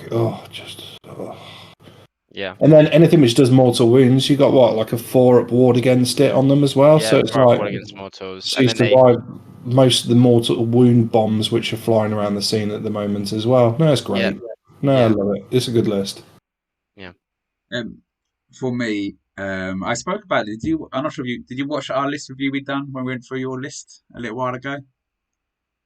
When was it for the LGT or was it for Woehammer? No, it would have been Warhammer. It might have been the LGT. But prepare to blush. I think one of the best things about the list is not necessarily the Vanguard; it's your use of Be'lakor. Be'lakor got a lot of negative, and I was negative on as well because his effect turn off isn't that great. Like in broad Slaves of Darkness turns, if you've got Chaos Warriors and Chosen, you're trudging up the board slowly. Be'lakor turns something off because you're going with so much speed into it. When you need to be able to counterpunch, like as in as your opponent, you throw your Vanguard into me. I need to hit you as hard as possible, and I'm going to have a few big hitters, and you can go, no, you don't get that one, and it's like, all right, what do I do now? Whereas if you're slowly moving up the board with like Chaos Warriors, Chosen, you have time to think about set yourself up. Like I would put 2 Bloodthirsters out there. You can turn one off, that's fine, because the other one will go in and do work. And it's the speed of the army matched with Be'lakor being able to stop that counter punch, which I had when you trashed Muscaven. It was like that is a potent combination. So you have the synergy that goes throughout the list is so good. Yeah, I don't I don't enjoy playing Slaves of Darkness. I had a Slaves Army. I played something similar to Chaos Knights and Vanguard. I don't like playing honestly. I know what that sounds like, but I like my corn traps. I like my Skaven traps. That's just how I like to play. Um, but what you've got here is totally honest, but it's so well synergized with speed that it's very hard to kind of deal with. And also you have maps which kind of balance it out. My opinion is that this you should have maps that it's hard to play on. The game isn't to have the unbeatable army; it's to have the army that you can. Yeah, you got to be weak against something. The same when I played KO, I'm like, I might as well throw Bloodthirster and hope I get away with it. That's the game. But no, I have played this as this and against this, and yeah, it's horrible. It is absolutely horrible to deal with. And congratulations on making a terrifying list, Ben. Yeah, Pete, a quick question, because one of our lot was playing against Be'lakor in a Nurgle list. Do you ever use Be'lakor to shut down the double turn? Yeah, well, that's a big part of Be'lakor is turning units off on the double. So it threatens an extra layer because they have another turn where if they take the turn, that unit's still going to be turned off. Like the biggest thing I can think about is I played at the one day at Savage Hammer, and I played not Nighthaunt, sorry, I played Soulblight, and I took first because I saw an opportunity to kill half their army, which I did. I charged up the board and killed like all of their skeletons, and then I turned off this other unit of 30 skeletons that was sitting behind it, and that was then they had to take the double, because if they didn't, they were just going to lose. But the threat of me turning them off in combat and them just sending a unit in to just die was so terrifying to them that they actually just didn't do anything with the skeletons whatsoever. Like, you could argue that he should have sent them into me and then banked on it, because otherwise there was no coming back for him. But he has so much like threat just in mind games of, okay, is this person going to throw the 3 up and stuff, that and the double is where he's most potent, when they can turn off a unit for 2 turns in a row, because it's really strong. Yeah, because I think when we last played, you shut down Reichner.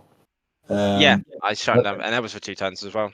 Yeah, it was 2 turns. I mean, it was the wrong unit to shut down at the time, because Reichner, I'm used to him just dying straight away, to be perfectly honest.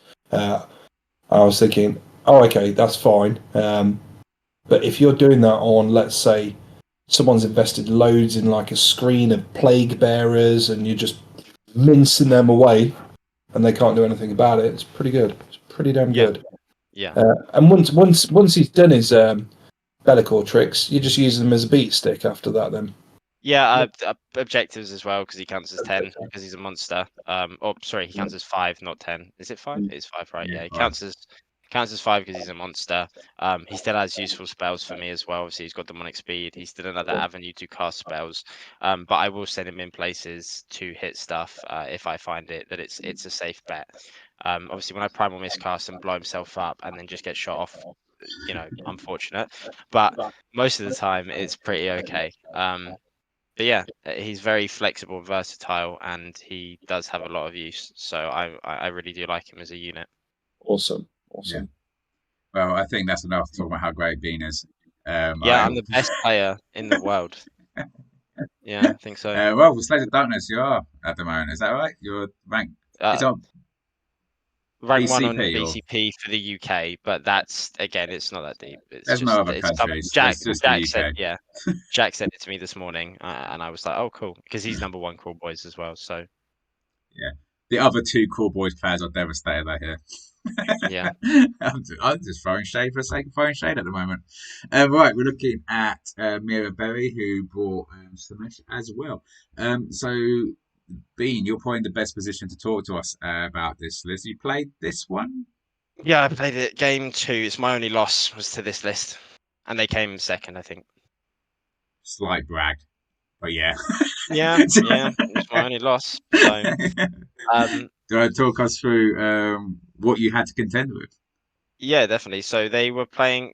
Was it? I think it was Invaders. Yeah, it was Invaders. Yeah. And they basically, I think the way Invaders works, and again, I'm not 100% sure because I've only ever played against it once, is they have their own heroic actions, and they can also bounce heroic actions on a 2-up to other units. But and so their heroic action is you get to choose a different command trait from the book and give it to the unit, so you can chop and change your command traits, and then you can 2-up bounce it to another unit, and they get a command trait. So you can bounce it across non-unique units, which is really strong. But I think, at least from what I understood, was that the core principle of this army was that Keeper of Secrets is buffed up on drugs and it will kill you and you're just going to die. So Shalaxi obviously is really strong too, and again, as I've already spoken about, the epitome is terrifying as well, and with Hoarfrost even more so, because you can give they've got like 8 attacks, so you give that 3 rend, it's like 2 damage, I think, and it's really strong. So that is like the main part of it. They've just got their battle line and some fiends to get around the board and kind of lock stuff up, I think, again, from just experience and from playing against them. So my experience against them was actually they made a mistake and they put their Keeper of Secrets out, and I killed it. I killed it in my turn. But as I've already said, this game was the one where I miscast 3 times in the hero phase, and I also didn't win a single priority roll. And even though I'd killed the bulk of their army and they only had a couple of units left, they just basically sent that Shalaxi around and just locked me up in combat forever. and I couldn't break out of it, and they just outscored me for the entire game because I just kept getting locked up. Because again, I was having to pull back to get away because they had locked me up in such an awkward way that I couldn't pile in to get everything in. Mm. So I'd have to pull back to then hope for the turn to then go back in, or at least get around the board. But it just never happened. I didn't get it. I didn't win prio. So, but they played a really, really good game. As I said to them, they felt very bad after the game. They were apologising a lot because of how unlucky I was getting and how lucky they felt they were getting. And I just said, people get lucky and they still lose. Yeah. You were given the opportunities you were given and you still capitalized on it and you did everything correctly to give you the win. And I was like, we're playing a dice game. It does happen like that sometimes. So I was like, I didn't want them to feel bad in the slightest because they played a really magnificent game. Obviously, I'm upset about my dice rolls, but they did play a magnificent game and they should be really proud. They came second as well, so they Yeah. smashed it. And yeah, the list is really cool. Not one you see a lot because it's invaders. We always see pretenders and we see bliss barb spams and we see I'm gonna give bloody a million unleash hells and you're gonna take 122 shots to the face. But this is a nice change, and it was and their army was beautiful as well. So yeah, it was a great game. I had a lot of fun, even though I miscast 3 times. It was still funny. And yeah, and the list is strong. Oh, and one other little addition I'd mention is the mask. Now the mask is really strong because he deep strikes it at the beginning of the game, 3 inches away from you, and then he will charge you and either he'll euphoric killers it, which as we said before, if you euphoric killer something, you can however much damage you do is how many depravity you get, up to a maximum of 12 again, as long as I'm correct. So he can just take off a unit.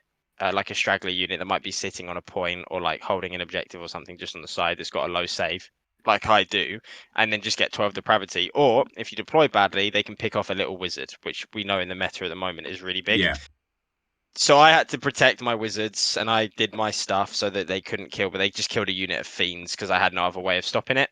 And they got 12 depravity. It's a really nice addition, and I think the mask is really, really strong just to get you straight up to that 12 depravity and be -1 to hit, because it is a pain to deal with the -1 to hit.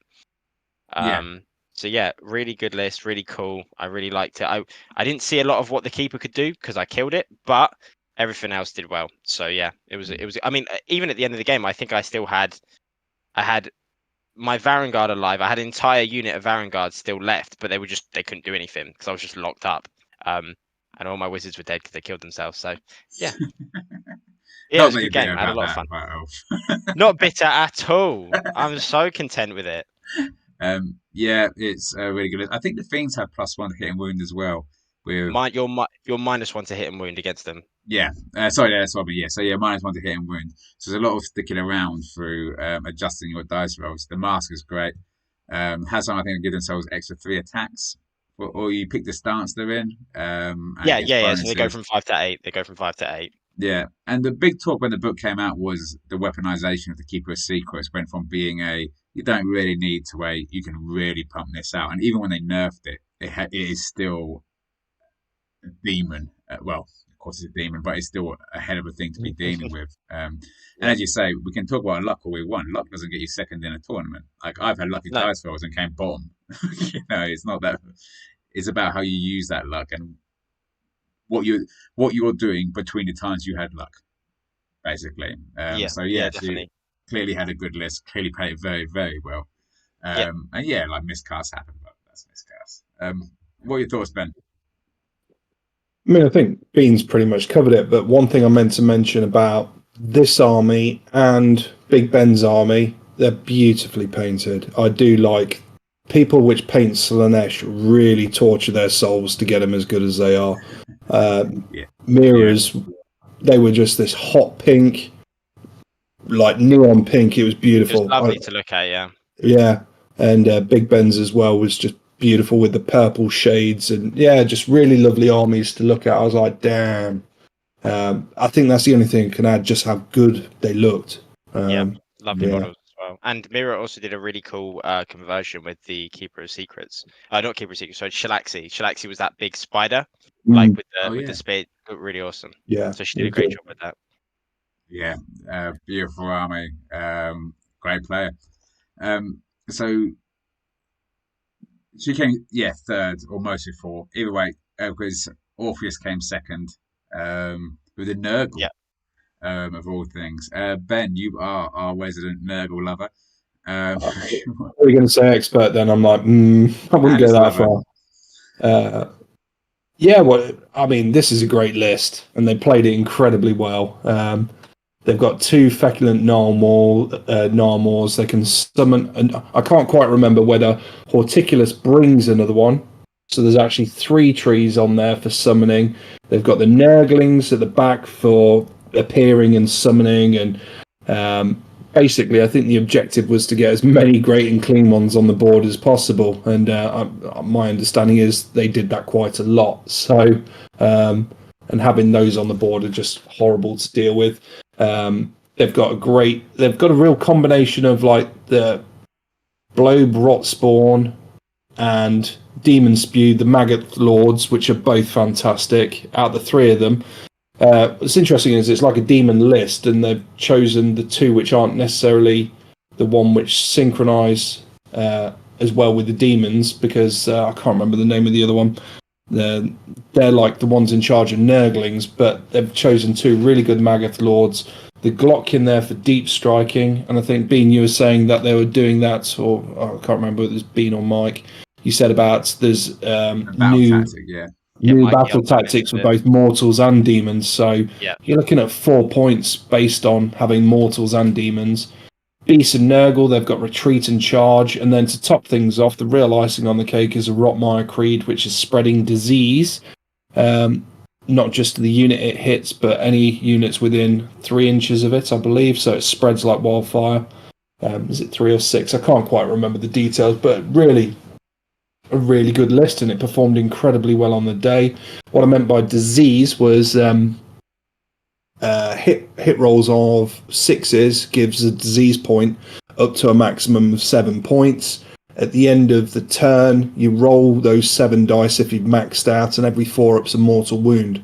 So that Rotmire Creed hitting a unit, then it's spreading to another. If they've got lots of 6s in a unit of 10, that's 20 attacks, combined with whatever hits them in combat. There's potential to spread a lot, and they've got Blobe Rotspawn at the top, spreading gift of disease as well. So no, brilliant list, really. Yeah, and then you look at the list and you're completely forgetting that there's potentially 2 great and clean ones on the board as well, which is the stuff of nightmares. So fantastic, love it. Makes me want to go down the demon routes as well and get some beast of Nurgles. I haven't got any of those yet. The retreat and charge, they're silly things, but what a brilliant army. That's my take. Bean, any thoughts? And No, I'm not too versed on Nurgle, unfortunately. I took a little bit of interest into the Puscoils, as I think I told you, but other than that, I don't really have a whole lot of knowledge. I just know about the sort of the stacking buffs through the, or not stacking, but the changing buffs throughout the turns and whatnot. But I think obviously I know we don't talk too much about the players, but Orpheus was a great champ. He was really lovely to talk to when I did see him. He's very young as well, and he's absolutely smashing tournaments. This is I think he said it was his second 2-dayer, or like maybe his third, and he's done pretty well at other tournaments. So honestly, he's absolutely smashing it, and he's so sweet. It was lovely to see him having a great time, having some good games. It was enjoyable to watch. I was really happy to have met him. And yeah, it was, and it's cool, and his army as well. Just like he beat both Peter and Jack, 2 of the people that I came to the tournament with. And when Jack was losing at the beginning, we were like, oh god. And then Peter also lost. We were like, okay, this kid's the real deal. He knows what he's doing. Yeah, and seeing 2 great unclean ones on a board, or like deep TPing it in 9 inches away and then landing the 9-inch charge, which he did to Jack, and just blasting through his entire army was brilliant. It was great. Yeah, the Orpheus is a future national Yeah, man. captain. Like, put it on your calendars now. Like, absolutely. Great list. As you say, like, you have an extra 800 points of great unclean ones to deal with in this. Yeah. But that's it. Yeah, Nurgle are in a weird place at the moment. I think they are one of the best designed armies. I think everything about the book, the Word of Disease, the summoning, the models, it's really, really, it really kind of put down the the level of quality that we should expect from 3.0, because that was like one of the first books to come out, or at least that was the book that came out that was like, wow, now this is where we want Age Yeah. of Sigmar to go. Yes, cool. And yeah, They completely reinvented the Nurgle army. Before it was just stupid flying across the board, and they were like, no, they're slow and tough and slowly creeping their way up. But some of these things aren't slow though. No, some of them aren't slow at all. yeah. Well, the Glockkin will disappear. Yeah. It's great. Glock has got a lot of play on it. We're not here to go through each of the lists. In fact, if you do want to like a breakdown of the list, Paul and Jason regularly do the Rusty Hammer. If you're watching this, and they go through list reviews and they'll talk about it a bit more in depth here. But needless to say, great list, great player, definitely deserves the silver medal. Yeah. It brings us to our last, the actual champion of the Woehammer GT. James Linford. He is one of our guys. Shockingly, the live from the bottom half, or more importantly, Rusty knows a champion, and we have one in our group. I'd never say it was his face, but he's a nice guy, and not. Yeah, he's lovely. Yeah, he is super lovely. James is lovely. Yeah, he's really nice. We could do it more people, not more people like on top tables. Everyone played. I've not had many bad interactions there. Yeah. But super sweet, super sound guy. Which you need to be if you're bringing a KO army, and you need to be if you're bringing a KO army with Gotrek Gunnarsson. Before I go into a talk about it, would anyone like to talk about this KO list? I mean, it's Thunderers, and for that reason, I would abstain from being salty because I'm very weak to shooting, and the Woehammer GT, the first one I played against, I was 2-1. I was like, cool, I'm gonna take this drum. I go 3-2-4-1 and like something, and then I come up against Owen Jackson, and he's playing the OG before it got nerfed Thunderer list, and I just got shot off the board in one turn, and I was like, well, I can't play the game now. But really strong, really potent. Really, really good list, and obviously the addition of Gotrek is really interesting. So yeah, I'll throw that over to you, Mike, because I think you had some interesting takes on Gotrek. For me, this is essentially your typical shooting KO list. There's nothing particularly innovative in that part of the list. The innovation here is the inclusion of Gotrek, who gives you so much power on the floor. If everything else is in the sky, Gotrek's on the floor. People don't want to charge him, people don't want to fight him. He can sit on objective, and that's your objective. Now, KO were given their battle tactics because they couldn't sit on objectives. That problem James has solved by putting Gotrek in there. Because I saw the week before this tournament, I went to see him and Kieran play a game, and Gotrek made an 11-inch charge. But you're never gonna. That's rare, all right. That's at least like a 36. You have a low chance of rolling that charge. But when it's Gotrek at the other side of it, you're still like, calm down, sit back, and just see what happens here. Yeah. So if you don't know Gotrek, basically, I think he's got 6 attacks, 8 attacks, six attacks, threes, -2, 3 damage. 6 is the hit, or D6 mortal wounds in addition. Yeah. So he's got the output. At the end of the combat phase, if he is still in combat, he gets to go again. He just keeps on killing stuff. He himself is a 4-up save with 3-up ward. All damage gets taken down to 1. No matter what you do, is 1 damage. So he is a beast on the field. Bean, do you want to jump in? He also has 4 rerolls, just as a. Oh, so yeah, 4 rerolls. So you find a 2-up save, just keep rolling to find 6s. Now, he appears in a lot of lists. A lot of times where he does, he kind of just builds on what is already there. Like people will take him, you've got to fight your Stormcasters, you put Gotrek for even more fightiness. What the uniqueness is here is that he completely covers combat for the KO army. The rest can sit back, they can shoot, while Gotrek goes deal with that. You want to get rid of Gotrek, you have to really commit to being able to get rid of him. If you really commit, you know what you're not committing to? The things that are shooting you off the board. It's a great list. He will also say this is not a list you would normally bring to a casual game, because it is just difficult to deal with. Like I played a Any KO list with army. Godric you don't bring to a casual game. I think. I think that I know someone who brought Gotrek to a casual game, who was a horrible individual with his Stormcast. But I yeah, played against the Stormcast with Godtrek at the local, and I sent 10 chosen and 10 knights into him and didn't kill him. So yeah, he is a force of nature. But yeah, that's what the innovationist list is, and it works really well. James knows it back to front. It's important to know. It's not just important to know when to commit Gotrek. It's also know when not to commit Gotrek, where he's doing his job by just keeping people away from a part of the map, and he has that down. Then his general KO play is really strong.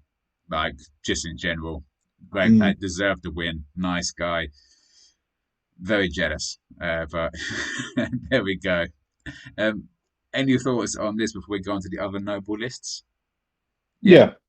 Yeah, I mean, I played Linford with the Gotrek before, and he's fine-tuned his list. And people moan about Gotrek, but I think he's perfectly costed for what he does. The movement. I mean, he's not immortal, but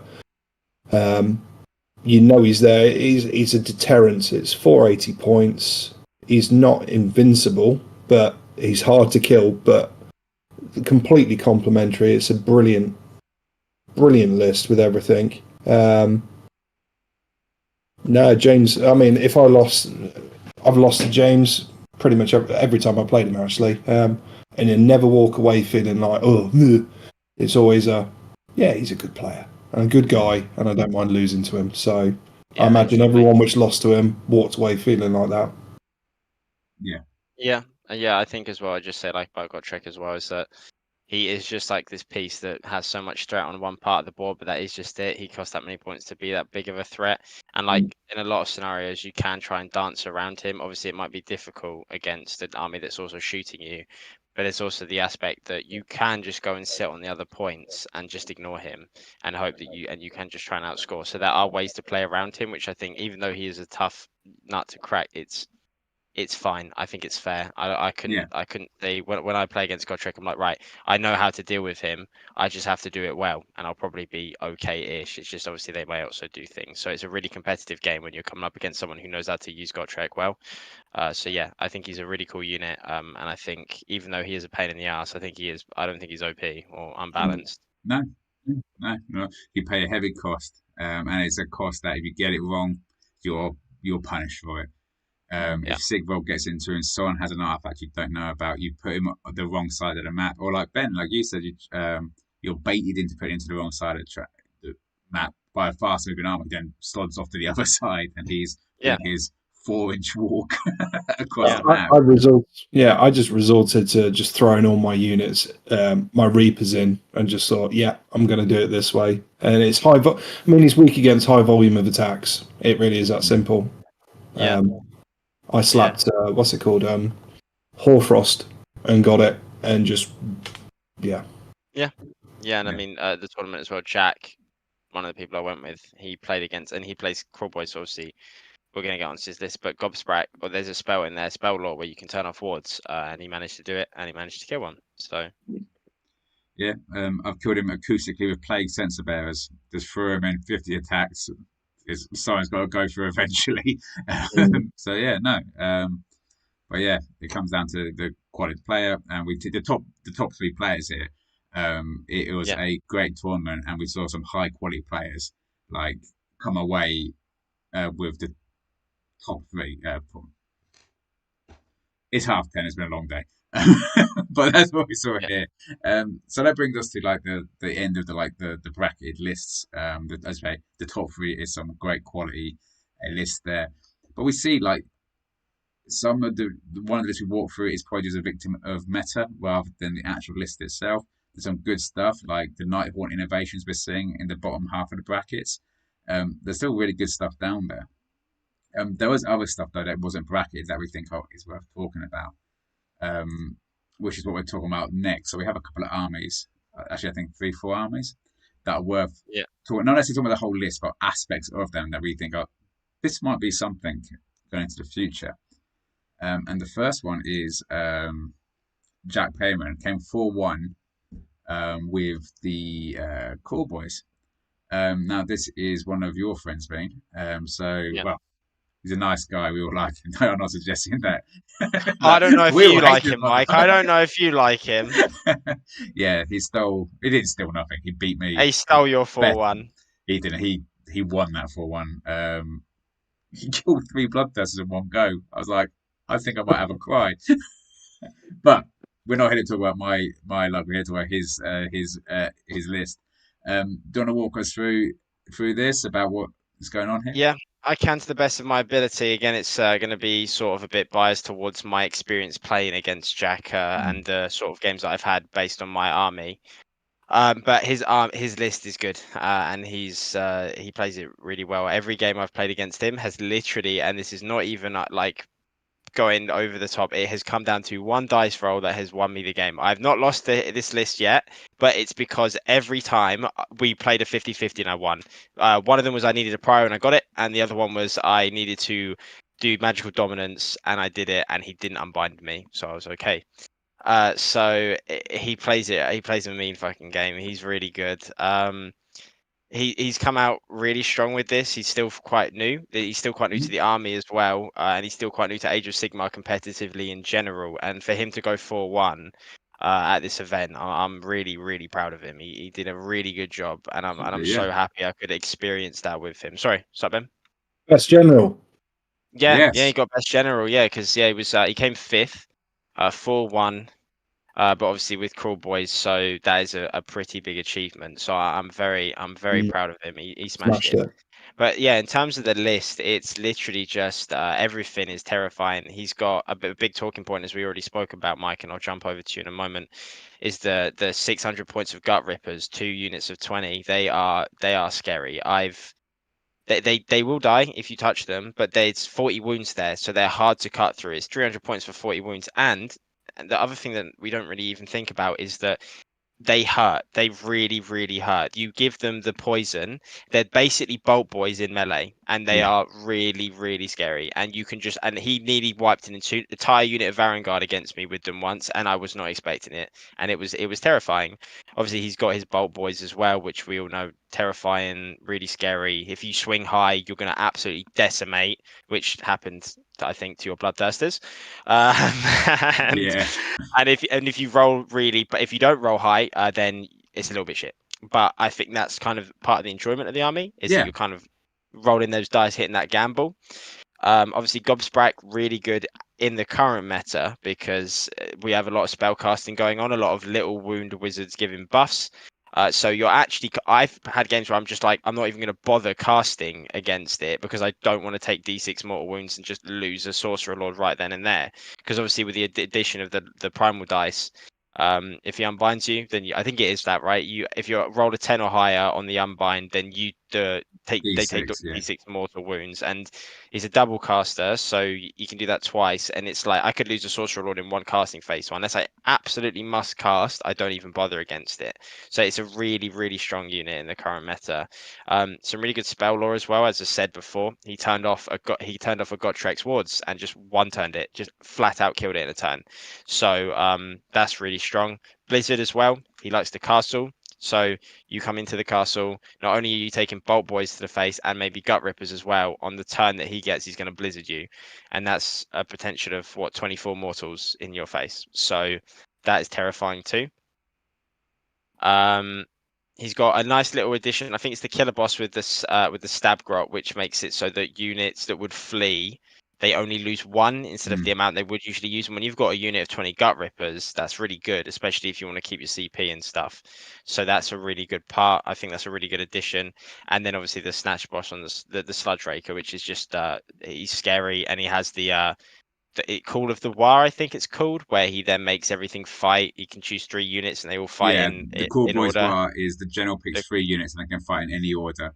Yeah, that one. Immediately. So it's really Yeah. strong. Yeah, so it's really, really strong. And he can do that at any point. He can do that in your turn as well, right? So if you charge into him, he can just pop it and bash your head in. I didn't know that, but I'm not yeah, sure if no, he can. yeah. I'm not sure if he can. I'm not 100%. But that again, because I'm not too sure about the army too much. Grand strategy, I can't remember what In and Out Lads is. Do either Keep of you half your know? army alive.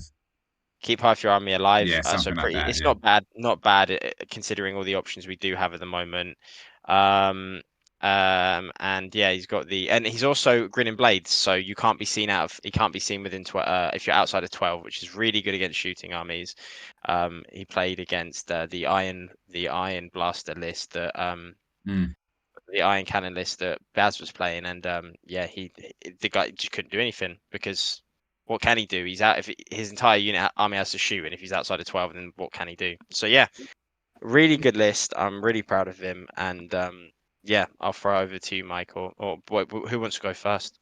I'd say like the key part of this, I think, is the gut whippers. I think there's a lot of play of them. I've seen another of our friends plays Crawl Boys and blocks of gut whippers.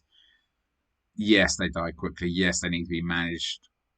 That's what Hogwarts are for, so they die instead.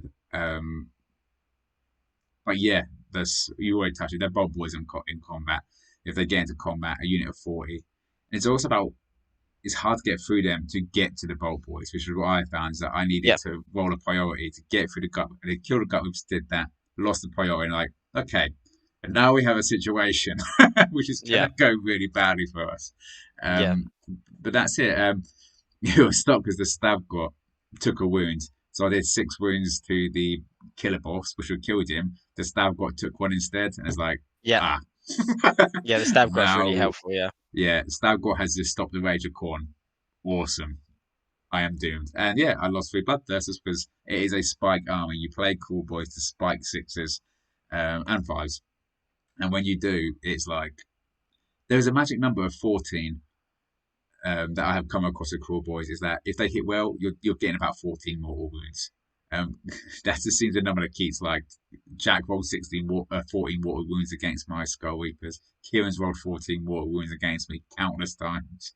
It is something, and it's a really good list, and it's good to see the Gut Whippers getting their time in the sun. Ben, yeah, did you have any thoughts? Not really. What hasn't already been said, other than we played a lot of Cruel Boys between Kieran and Elson, and no, it's a solid list. The Gut Rippers are with spears, I assume, fighting with 2 inches. yeah. Yeah. That seems like the must, to be perfectly honest. Without in this new handbook, without the fighting in 2 ranks, Yeah. so no, really solid list, brilliant. Yeah, really well done. Yeah. Can't really say any more. It's brilliant. Yeah, well done on your 4-1. On the last list view from the LGT, he did say in the chat that in the hands of a good player, this could go 4-1. There we go, There proved you it. go. He is the good player, Yeah, and he done and it. he did get best in bracket at the LGT as well. So Yeah, he was 2-1-2 at the LGT. So honestly, he's been doing a great job since he's even started playing. That was the first time he took him to a tournament. He only had a few practice games before then, and he's ridiculously handsome. He's probably one of the most handsome men I've ever met in my life. So yeah, I would sleep with him. I would. all right, cool, thanks.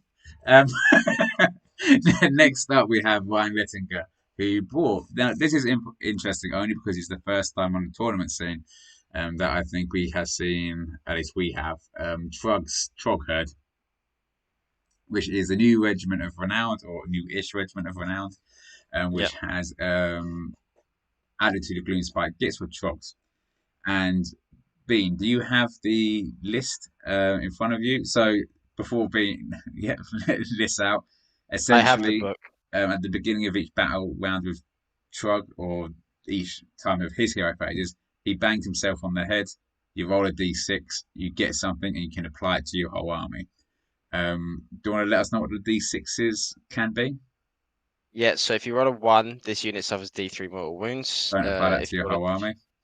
you should. It'd be funny. On a 2, add 1 to the attack characteristics of this unit's melee weapons. 3, improve the Ren characteristic of this unit's melee weapons by 1. 4 is roll a dice each time this unit receives a command. On a 2+, you receive 1 command point.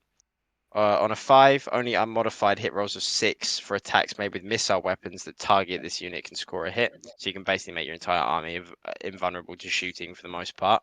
And on a 6, the unit has a ward of 5. So these effects last until your next hero phase, and as we said before, you can apply them to the whole army. So I know Ryan from playing him a couple of times at Quest for Champions. I tell the story a lot. Here's it for the stream. He and the other Gloomspite Gits player said to me, both identically, is our new book comes out next week. At the moment, we've only got a 35% win record. Both tabled me. So that was when I thought, maybe Slaves of Darkness aren't the army for me. But we're not here to talk about my many, many failures, both personal and educational. So this essentially is a stand-in for him who normally plays the Mega Mob, which is one of the standard ones. One thing that came out of it was in the conversation I had with him is that the issue is it is not at all consistent. You do not know what you're getting when you roll that. You could end up with nothing. On a 1, you're not going to get these 3 balls, the whole army, if you have any sort of sense. I think trolls have a natural 5-up ward anyway. So if you roll a 6, you're getting a 5-up ward for Shrug. Missile attacks not necessarily great. Like depends on it. Depends very much on what you're facing. So as someone who played a lot of Shrugs, that was his kind of a lot of trolls. His take was like he'd never take it again. It was interesting to see. It's great in casual games because that randomness. I think randomness really adds to casual games, like because you're just kind of experiencing what's happening on the battlefield, not really thinking about it matters to my win stats here. Here we have a pretty typical, maybe not pretty typical, a relatively typical Trog army. Fell Water Troggers are in there. We have the Rock Guts. Fell Waters are great because they can give you negatives to your save, which you cannot positively modify. The Bad Moonshine will start bringing stuff back. And yeah, Rock Guts are pretty standard, and Dankold Troggos are the common pairs of 2, and are basically the unit version of the hero. But the big issue he found of it was lack of consistency, and you want consistency. That's my little spiel over. Ben or Bean, any thoughts? I was just going to say quickly, and I'll throw it over to Ben. So only the Rock Guts have a ward of 5. The Fell Waters and the Dankholds don't. Oh, okay. So yeah. So the benefit is that Still not great, but it's still something. And in a place where you do see a lot of high meta or high levels of attacks, that ward is needed. And you're not getting it every turn, which is a little bit hard to manage politely. Yeah. Ben, any thoughts? The Fellwater Troggoths, are they the things which, if they get an attack through, is -1 to the save characteristic of the unit it hits? Yeah. And it can't be positively modified. Yeah, so I can see, like, you've got 2 units of it. It's worth a punt, really, isn't it? But like you said, and like what he said, it's a bit swingy. No, I mean, it's loads of trolls. Yeah. I think the core issues still kind of exist for the Troggos that they were having already. The Trog herd, I mean, makes it maybe a bit better, but still, I mean, even then, like the command trait isn't it's not bad, but it's not great. It's when you roll the dice that determines the number of wounds you can heal with a friendly Trog herd's unit regeneration, because obviously all the trolls heal. You can add 1 to the number of wounds you can heal, so that's not bad. The artifact is that he just gains the monster keyword, and if he already has it, he gets to do 2 monstrous actions instead of 1, which is not really anything special. I can't consider that pretty weak for an artifact. I mean, you can stomp and you can stomp and roar, but I mean, it's not that deep. And again, you could roll a 2 and fail. So so it's not that great. I mean, the tactics, pick an enemy hero and you get it if you kill that with one of the units. By a friendly Trug. I don't know if everyone counts as a friendly Trug or if that's just literally Trug. So yeah, it just doesn't seem too great. And as you said, it can swing if you roll a 1 on that dice, or if like you want like the extra attack or the extra rend probably. If you're going ham, and even then, I'm pretty sure they're quite slow as well, aren't they? So yeah. As an opponent, is a relatively easy army to manage, just like OBR. Yeah. Just like know the movement, know where you need to stay out of, like to keep yourself out of an above average roll. Yeah. And that's the difficulty. You don't want an army that's easy to manage for your opponent. You want it easy to manage for you. Everything else is just shenanigans. 100%. Um, I think the other difficult thing is like they're all 4-up saves, I believe, right? None of them are 3. So they all get +1 to save when they're under the light of the bad moon. But if they were natural 3s, I think they would probably be a lot stronger. But because they're natural 4s, you can only bring it down to 3. It's not as good. mm, But obviously, yeah, I think if they were 3s, it might be really oppressive. So I don't know how I would think about that. But yeah, I think I agree with everything that's been said. yeah. I would say at this point, I don't think this is something we see much on the competitive side of things. I Mm, think we'll see it a little, as we say, like as Rhinos trying it out. But moving forward, maybe this kind of falls into the history books. Which yeah, after Legion of the First Prince, I'm not surprised that they're probably aiming armies out of renown into the um, casual games as opposed to the competitive ones, where you yeah, have pink horrors and bloodthirsters. yeah. Any last thoughts before we jump to the next one? Normal, good. Excellent. Well, the next one is the next army of renown that got brought out. King Broad Stomp. So Sons of Behemoth, King Broad, 2 Gate Breakers, and 3 Man Crusher Gargants. You all right, Ben? He's retired. Unfortunately, he was taken from us far too young. Um, Bye. he he He's just off. hates King Broad. He just Thank hates him. God. He just hates him. Yeah, he refuses to talk about him. So from what I remember is King Broad basically is a lot of extra shooting attacks with terrain, throwing things around and things like that. Yeah, Um, he so what is it? Command rate Big Eater. So if any models are slain by attacks made within 12, you can heal up to D3. So yeah, healing a Mega Gargant is always good. 35 wounds on them. The Amulet of Destiny, right, is a 6-up ward, which is not great generally. However, it's essentially 5 extra wounds on 35 models. Give like on average. The rest of this, it didn't have a great showing at the you know what the score was? it was I think 1 win. Mm, I think it was just 1 win.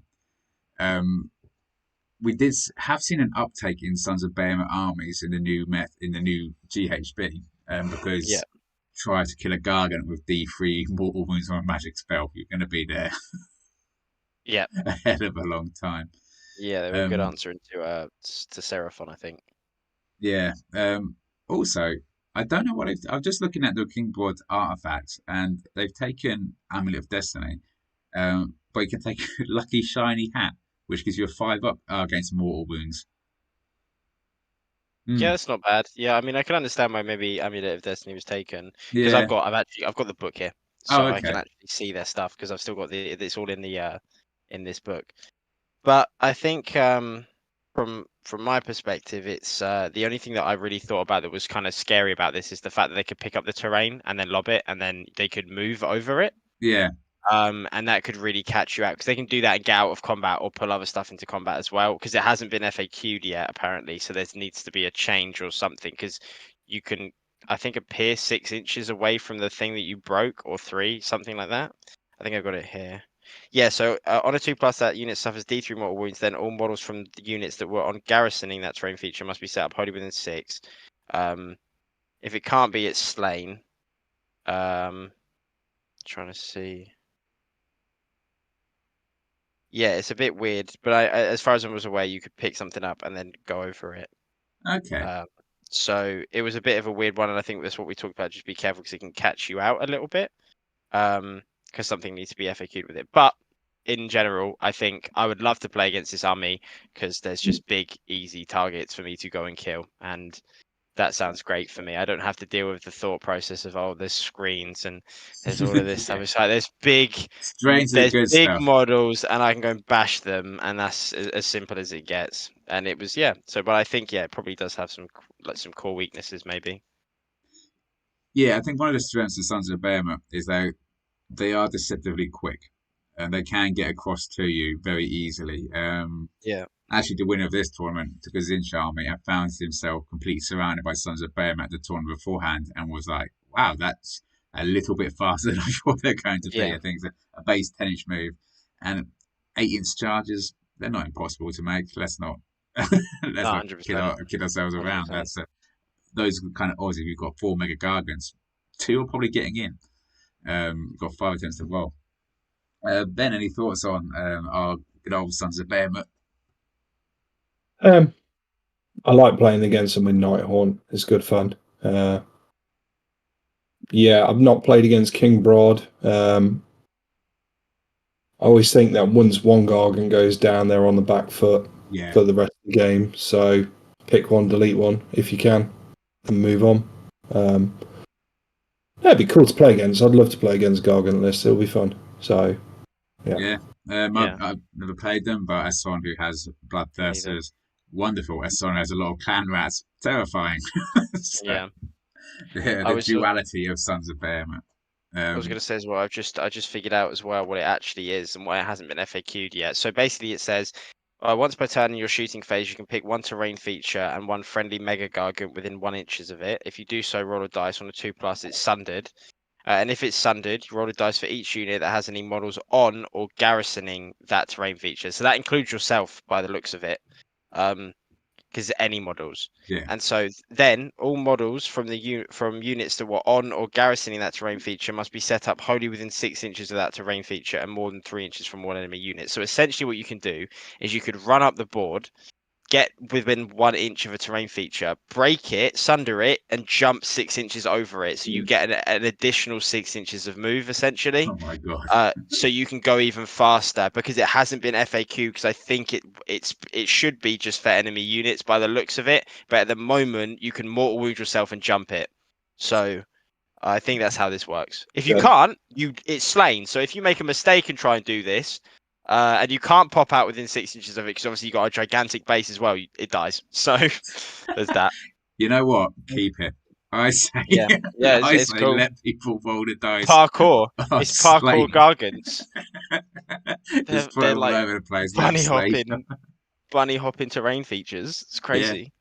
absolutely. Oh, I think that's what Paul and Jason were talking about in one of their recent videos about King Broad jumping out 6 inches and just yeah, like you said, parkour, vaulting over a boulder, yeah, and just, yeah.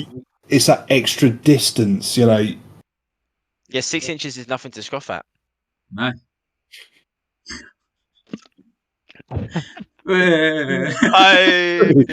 I'll do a compilation of all the innuendo throughout this Yeah. show. Christmas special. Yeah. No innuendos here. I'm just straight up.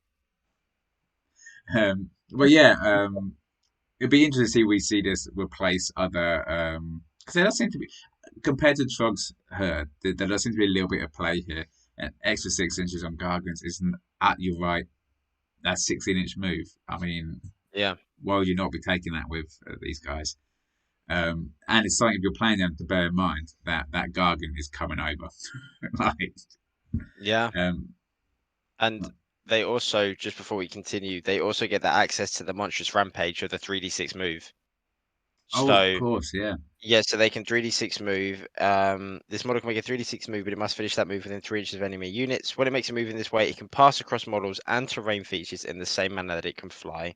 And everything it passes over on a 2-up takes D3. So it can move, vault, charge, 3d6 move, and then just end up on your back line all of a sudden, and you don't know how. So I'm loving parkour Gargants. yeah, literally, they're just going crazy. Normally, you have this weird, not this weird thing in games where someone's moved a unit to your side and they're like, oh, can I just come round and sort that out? Imagine on turn one, someone has to say to you, can I just come round? I need to have a Gargant up behind your lines. It's Yeah. like, great. Come on in. Yeah, come join me. So the last one of the notables was, and it's here, Jack Morton's IDK. It's here because we have seen a lot of conversation about IDK sharks and that how IDK sharks are kind of propping up the IDK, who are, I think, on a 46, 43% win rate.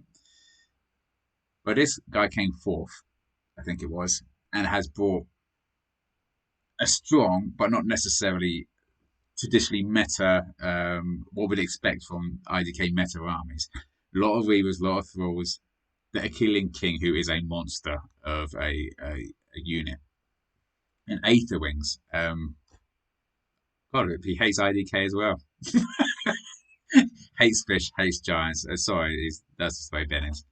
He's off. Um, so if you don't know, to run you through this. The Reavers have shots that get extra. I think it's extra range with the thralls.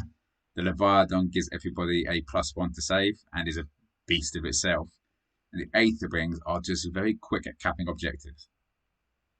You can be bringing back D3 plus something. I think it's D3 +1 models, and there's a way of making that a flat 3. So it's 3 plus 3, so 6 models to each one.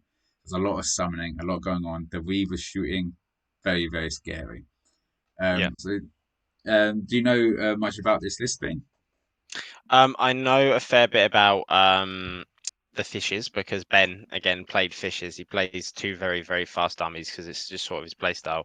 This is obviously a little bit anti that because this is shooting, so it's a bit different. But I do know the kind of core sort of army, and he has played thralls against me and reavers, just not such in big blobs. But yeah, I think it's an interesting list, especially since we have only seen sharks. But I think the recent point changes, they got dropped and then dropped again, has really kind of helped them to find their position. I think they are really good for their cost now. So yeah, I mean, just looking from the outside in, I mean the Leviathan is really strong as well because obviously he gives you that. I think it's a 12 or 18-inch +1 to save bubble, which is really good. Stacking with all your buffs that you get per the turns, it can be actually really hard to get through stuff. And obviously, if you do charge, you're facing an unleashed hell that can really hurt. 30 reavers as well are gonna bash your head in. Like they are scary. They are something that's really hard to get into. And again, if you haven't committed enough into it, they will fight you back and hurt because they do. And he's going to unleash hell on you, so you might lose a couple of models when you charge. So, yeah, I do think it's a pretty strong list, and it has some really interesting play. I just unfortunately I have really good experience against super fast fishes, not slow fishes that shoot you from the other side of the board. Yeah, absolutely. And it's really good to see. And it's a good reminder that we sometimes see types of lists kind of come out that we see quite repeated, and the shark list is one. I think in LGT there was 3 IDK lists, all had some version of a lot of sharks. Not to take anything away from you if you're running sharks, it's a good list. But Yeah, it's nice the to see, shark like, is pretty cool. yeah, it's nice to see like other lists coming out of IDK that show they do have play in other units. Yeah. That's exactly what Yeah, is. I mean he was top tables until last game where he lost to Linford. He was flat top table. He didn't. I think after the game 1 he was on the top and he stayed there until the end of the day. So yeah, he must have played it really well and played a really mean game. Yeah, absolutely. So yeah, Jack, if you ever see this great list, incredibly well played, and definitely worthy of its own shout out outside of the brackets. Yeah, definitely. Ben has left because what we're going to normally finish. Oh no, we stopped He's talking about the back. fish. Just in time to talk about this guy. What we like to do is because we go through and we talk about other people's lists, it's only fair that we talk about ours, so we can tell you how to beat us. Now, for me and Ben, traditionally, just turn up. You'll be all right. Yeah. But Ben, do you want to talk to us about your list? What you're thinking about moving forward? What worked? What didn't work? Yeah, my list. I mean, I like my list. I've been working on getting it to the state it was in for the points. The 2 blobs of 40 Reapers are great. I mean, it's always going to my kryptonite in any matchup is shooters. It's what you said, being shooting. You feel it. Nighthaunts, because they're only 1 wound models, the battle line, they just hemorrhage all over the place. So you're always keeping your eye on that last CP to make sure that you don't lose any more. On a couple of occasions, I had to use inspiring. I didn't have the CPs to do inspiring presence because of all the other stuff which happened along the way. My cruel ghast at the top, everybody hates him. That's great. I like that. It takes damage. It shaves 1 damage off if the unit is terrified, meaning if you're within 3 inches of another Nighthaunt and you're attacking it, your class is terrified. So it's -1 to your damage, which is great on 1 wound models. Never really in combat unless I'm doing that throwing in stacking, knowing that I can kill whatever overkill, I should say. Kurdos, my boy. Love him. Sometimes he whiffs, but it's very hard to whiff when you can get what was 3s and 3 profile down to 2s and 2s. I still managed it. I still managed to get it down to 2s and 2s and only get 1 attack through. So it does happen with 3 rend and 3 damage. Juicy. But like I said earlier in the video, I popped the light shard. He had 6 attacks. Every one of them hit, did 18 damage against... is it Stonehorn? Or Frostlord, that was against Baz, right? Yeah, Frostlord and Stonehorn. Yeah, I can't remember whether I was hitting his Stonehorn or something else. He only had 1 big monster truck, and then the rest of them were cannons and screens. Yeah, so cannons. If it was a big monster, then it would have been the Frostlord and Stonehorn, yeah. Yeah. Anyway, the Dreadblade Harrows, something which I bought in this game. I've only had one previous one. It duplicates the command once per battle round, so that's really good for if you've got something all in there, doubling the attack, so 2 lots of all-out attack. But I tried to sort of like sidestep. Excuse me. Right. Up.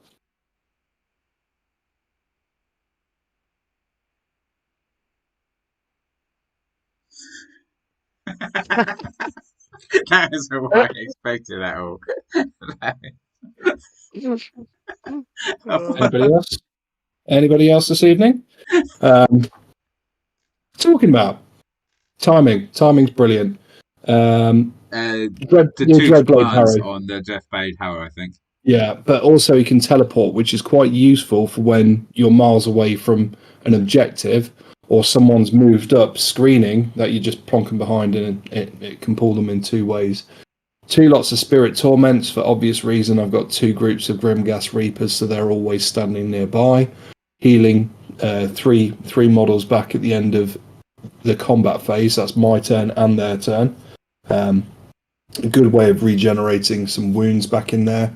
And when you look at it, Grimghast Reapers, each one of them potentially got 3 attacks if it's against a unit of 5 or more models. So fighting in 2 ranks, I often found myself that I had all 20 in combat, hitting on 3s and 2s with 3 attacks each, 4 attacks if I popped the light shard. So it hit really quite hard at times. And one of those times it had Hoarfrost on, which was provided by my Guardian of Souls.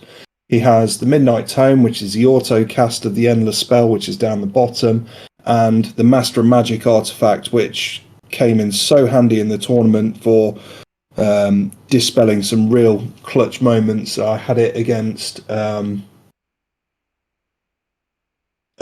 Call and Croak's War Scroll spell. I did that twice. Well, yeah.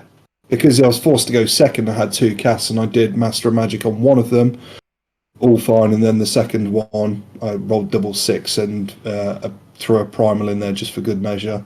So yeah, I mean that was a great combo. Like I said, I've been working on this for ages and losing lots for a long time, but I found quite a sweet spot. When it comes to battle line, chain rasps, well, they're just there to fill up the points. I thought, do I put in some anti-magic? But I've lost my anti-magic so often, almost immediately, because it's like, well, if I can't cast spells, I'm going to target the spell at them and then try and lift them off the table to stop that. There isn't enough points in the list to put bodyguards for my heroes, but I didn't really encounter any issues with my heroes being the target. Okay. It surprised me. I mean, Kurdos is quite juicy, but you've still, unless you've got Ethereal, you've got to get through 20 Grimghast to get there. And also with the Lookout Sir rule, there's always 20 Grimghast there to add +1 to the hit roll as well. So it's kind of weathering that storm.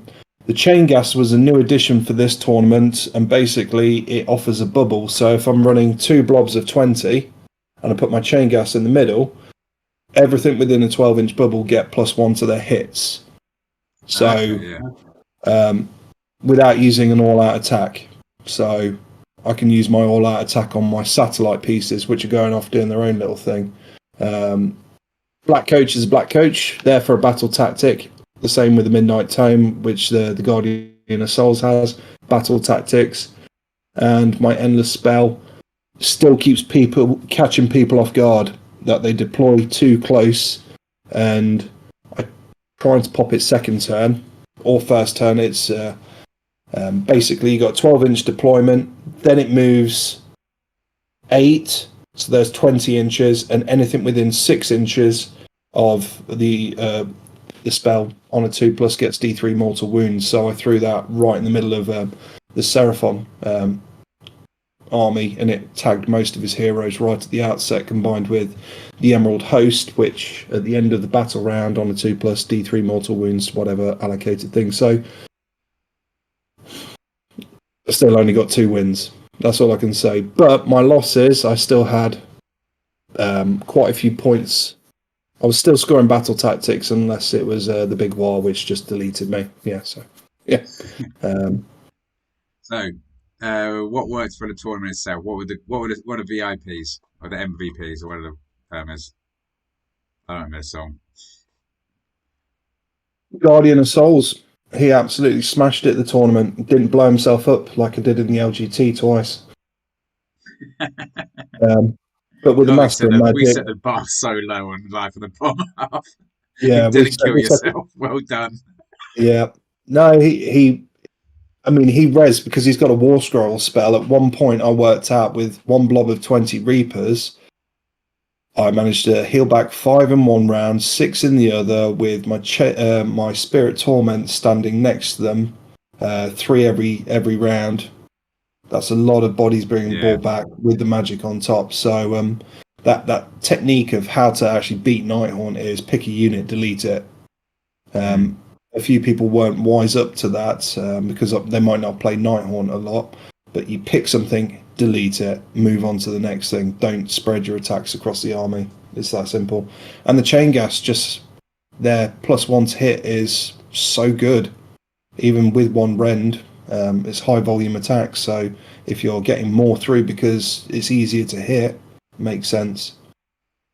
So yeah, that was my thing. And now I'm completely changing it all for the next tournament. So So retirement run out for this list. And you're going for more speed.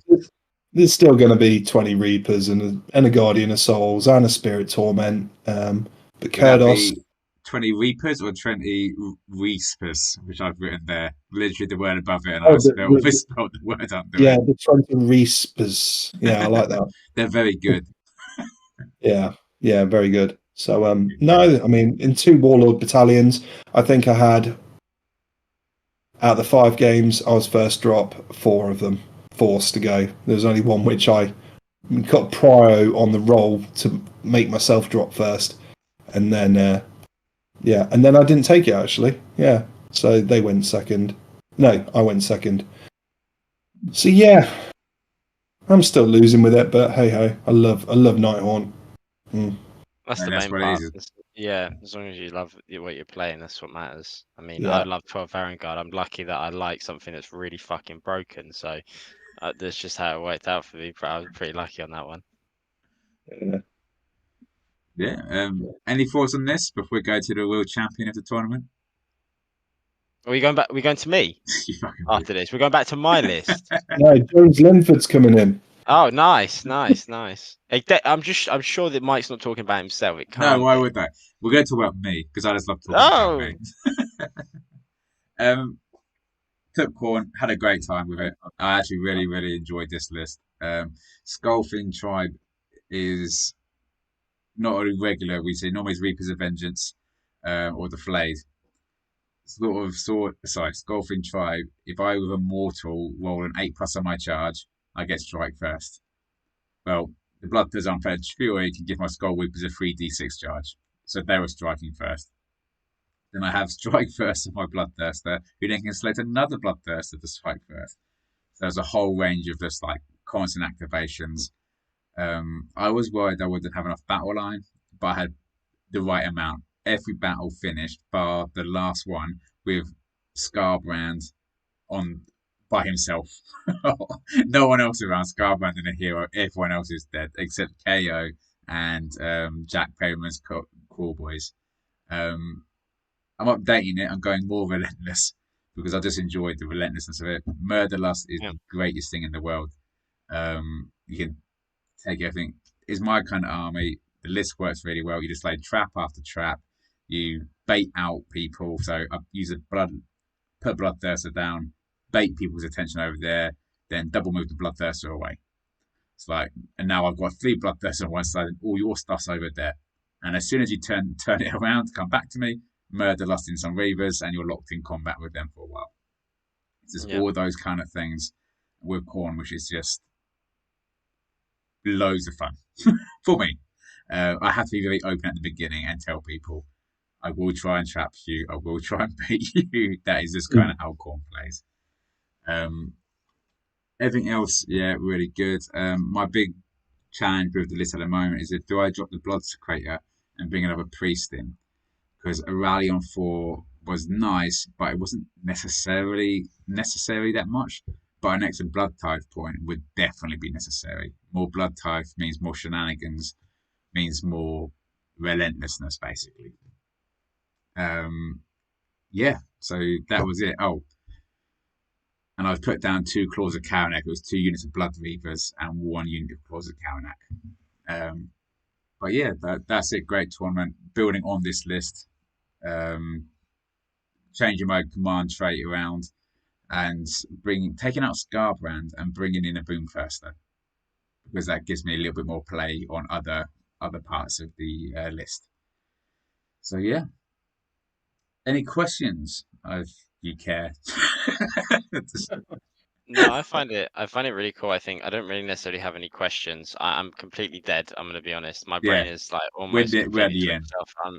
I'm so tired. But it does sound like a good mix of like just going in and absolutely wrecking, and also like doing your shenanigans as well, which is really good because that's I like the first part of that, so I can get behind it. I can really get behind it and just going ham. And as you said, you had bar those 2 games that you did lose.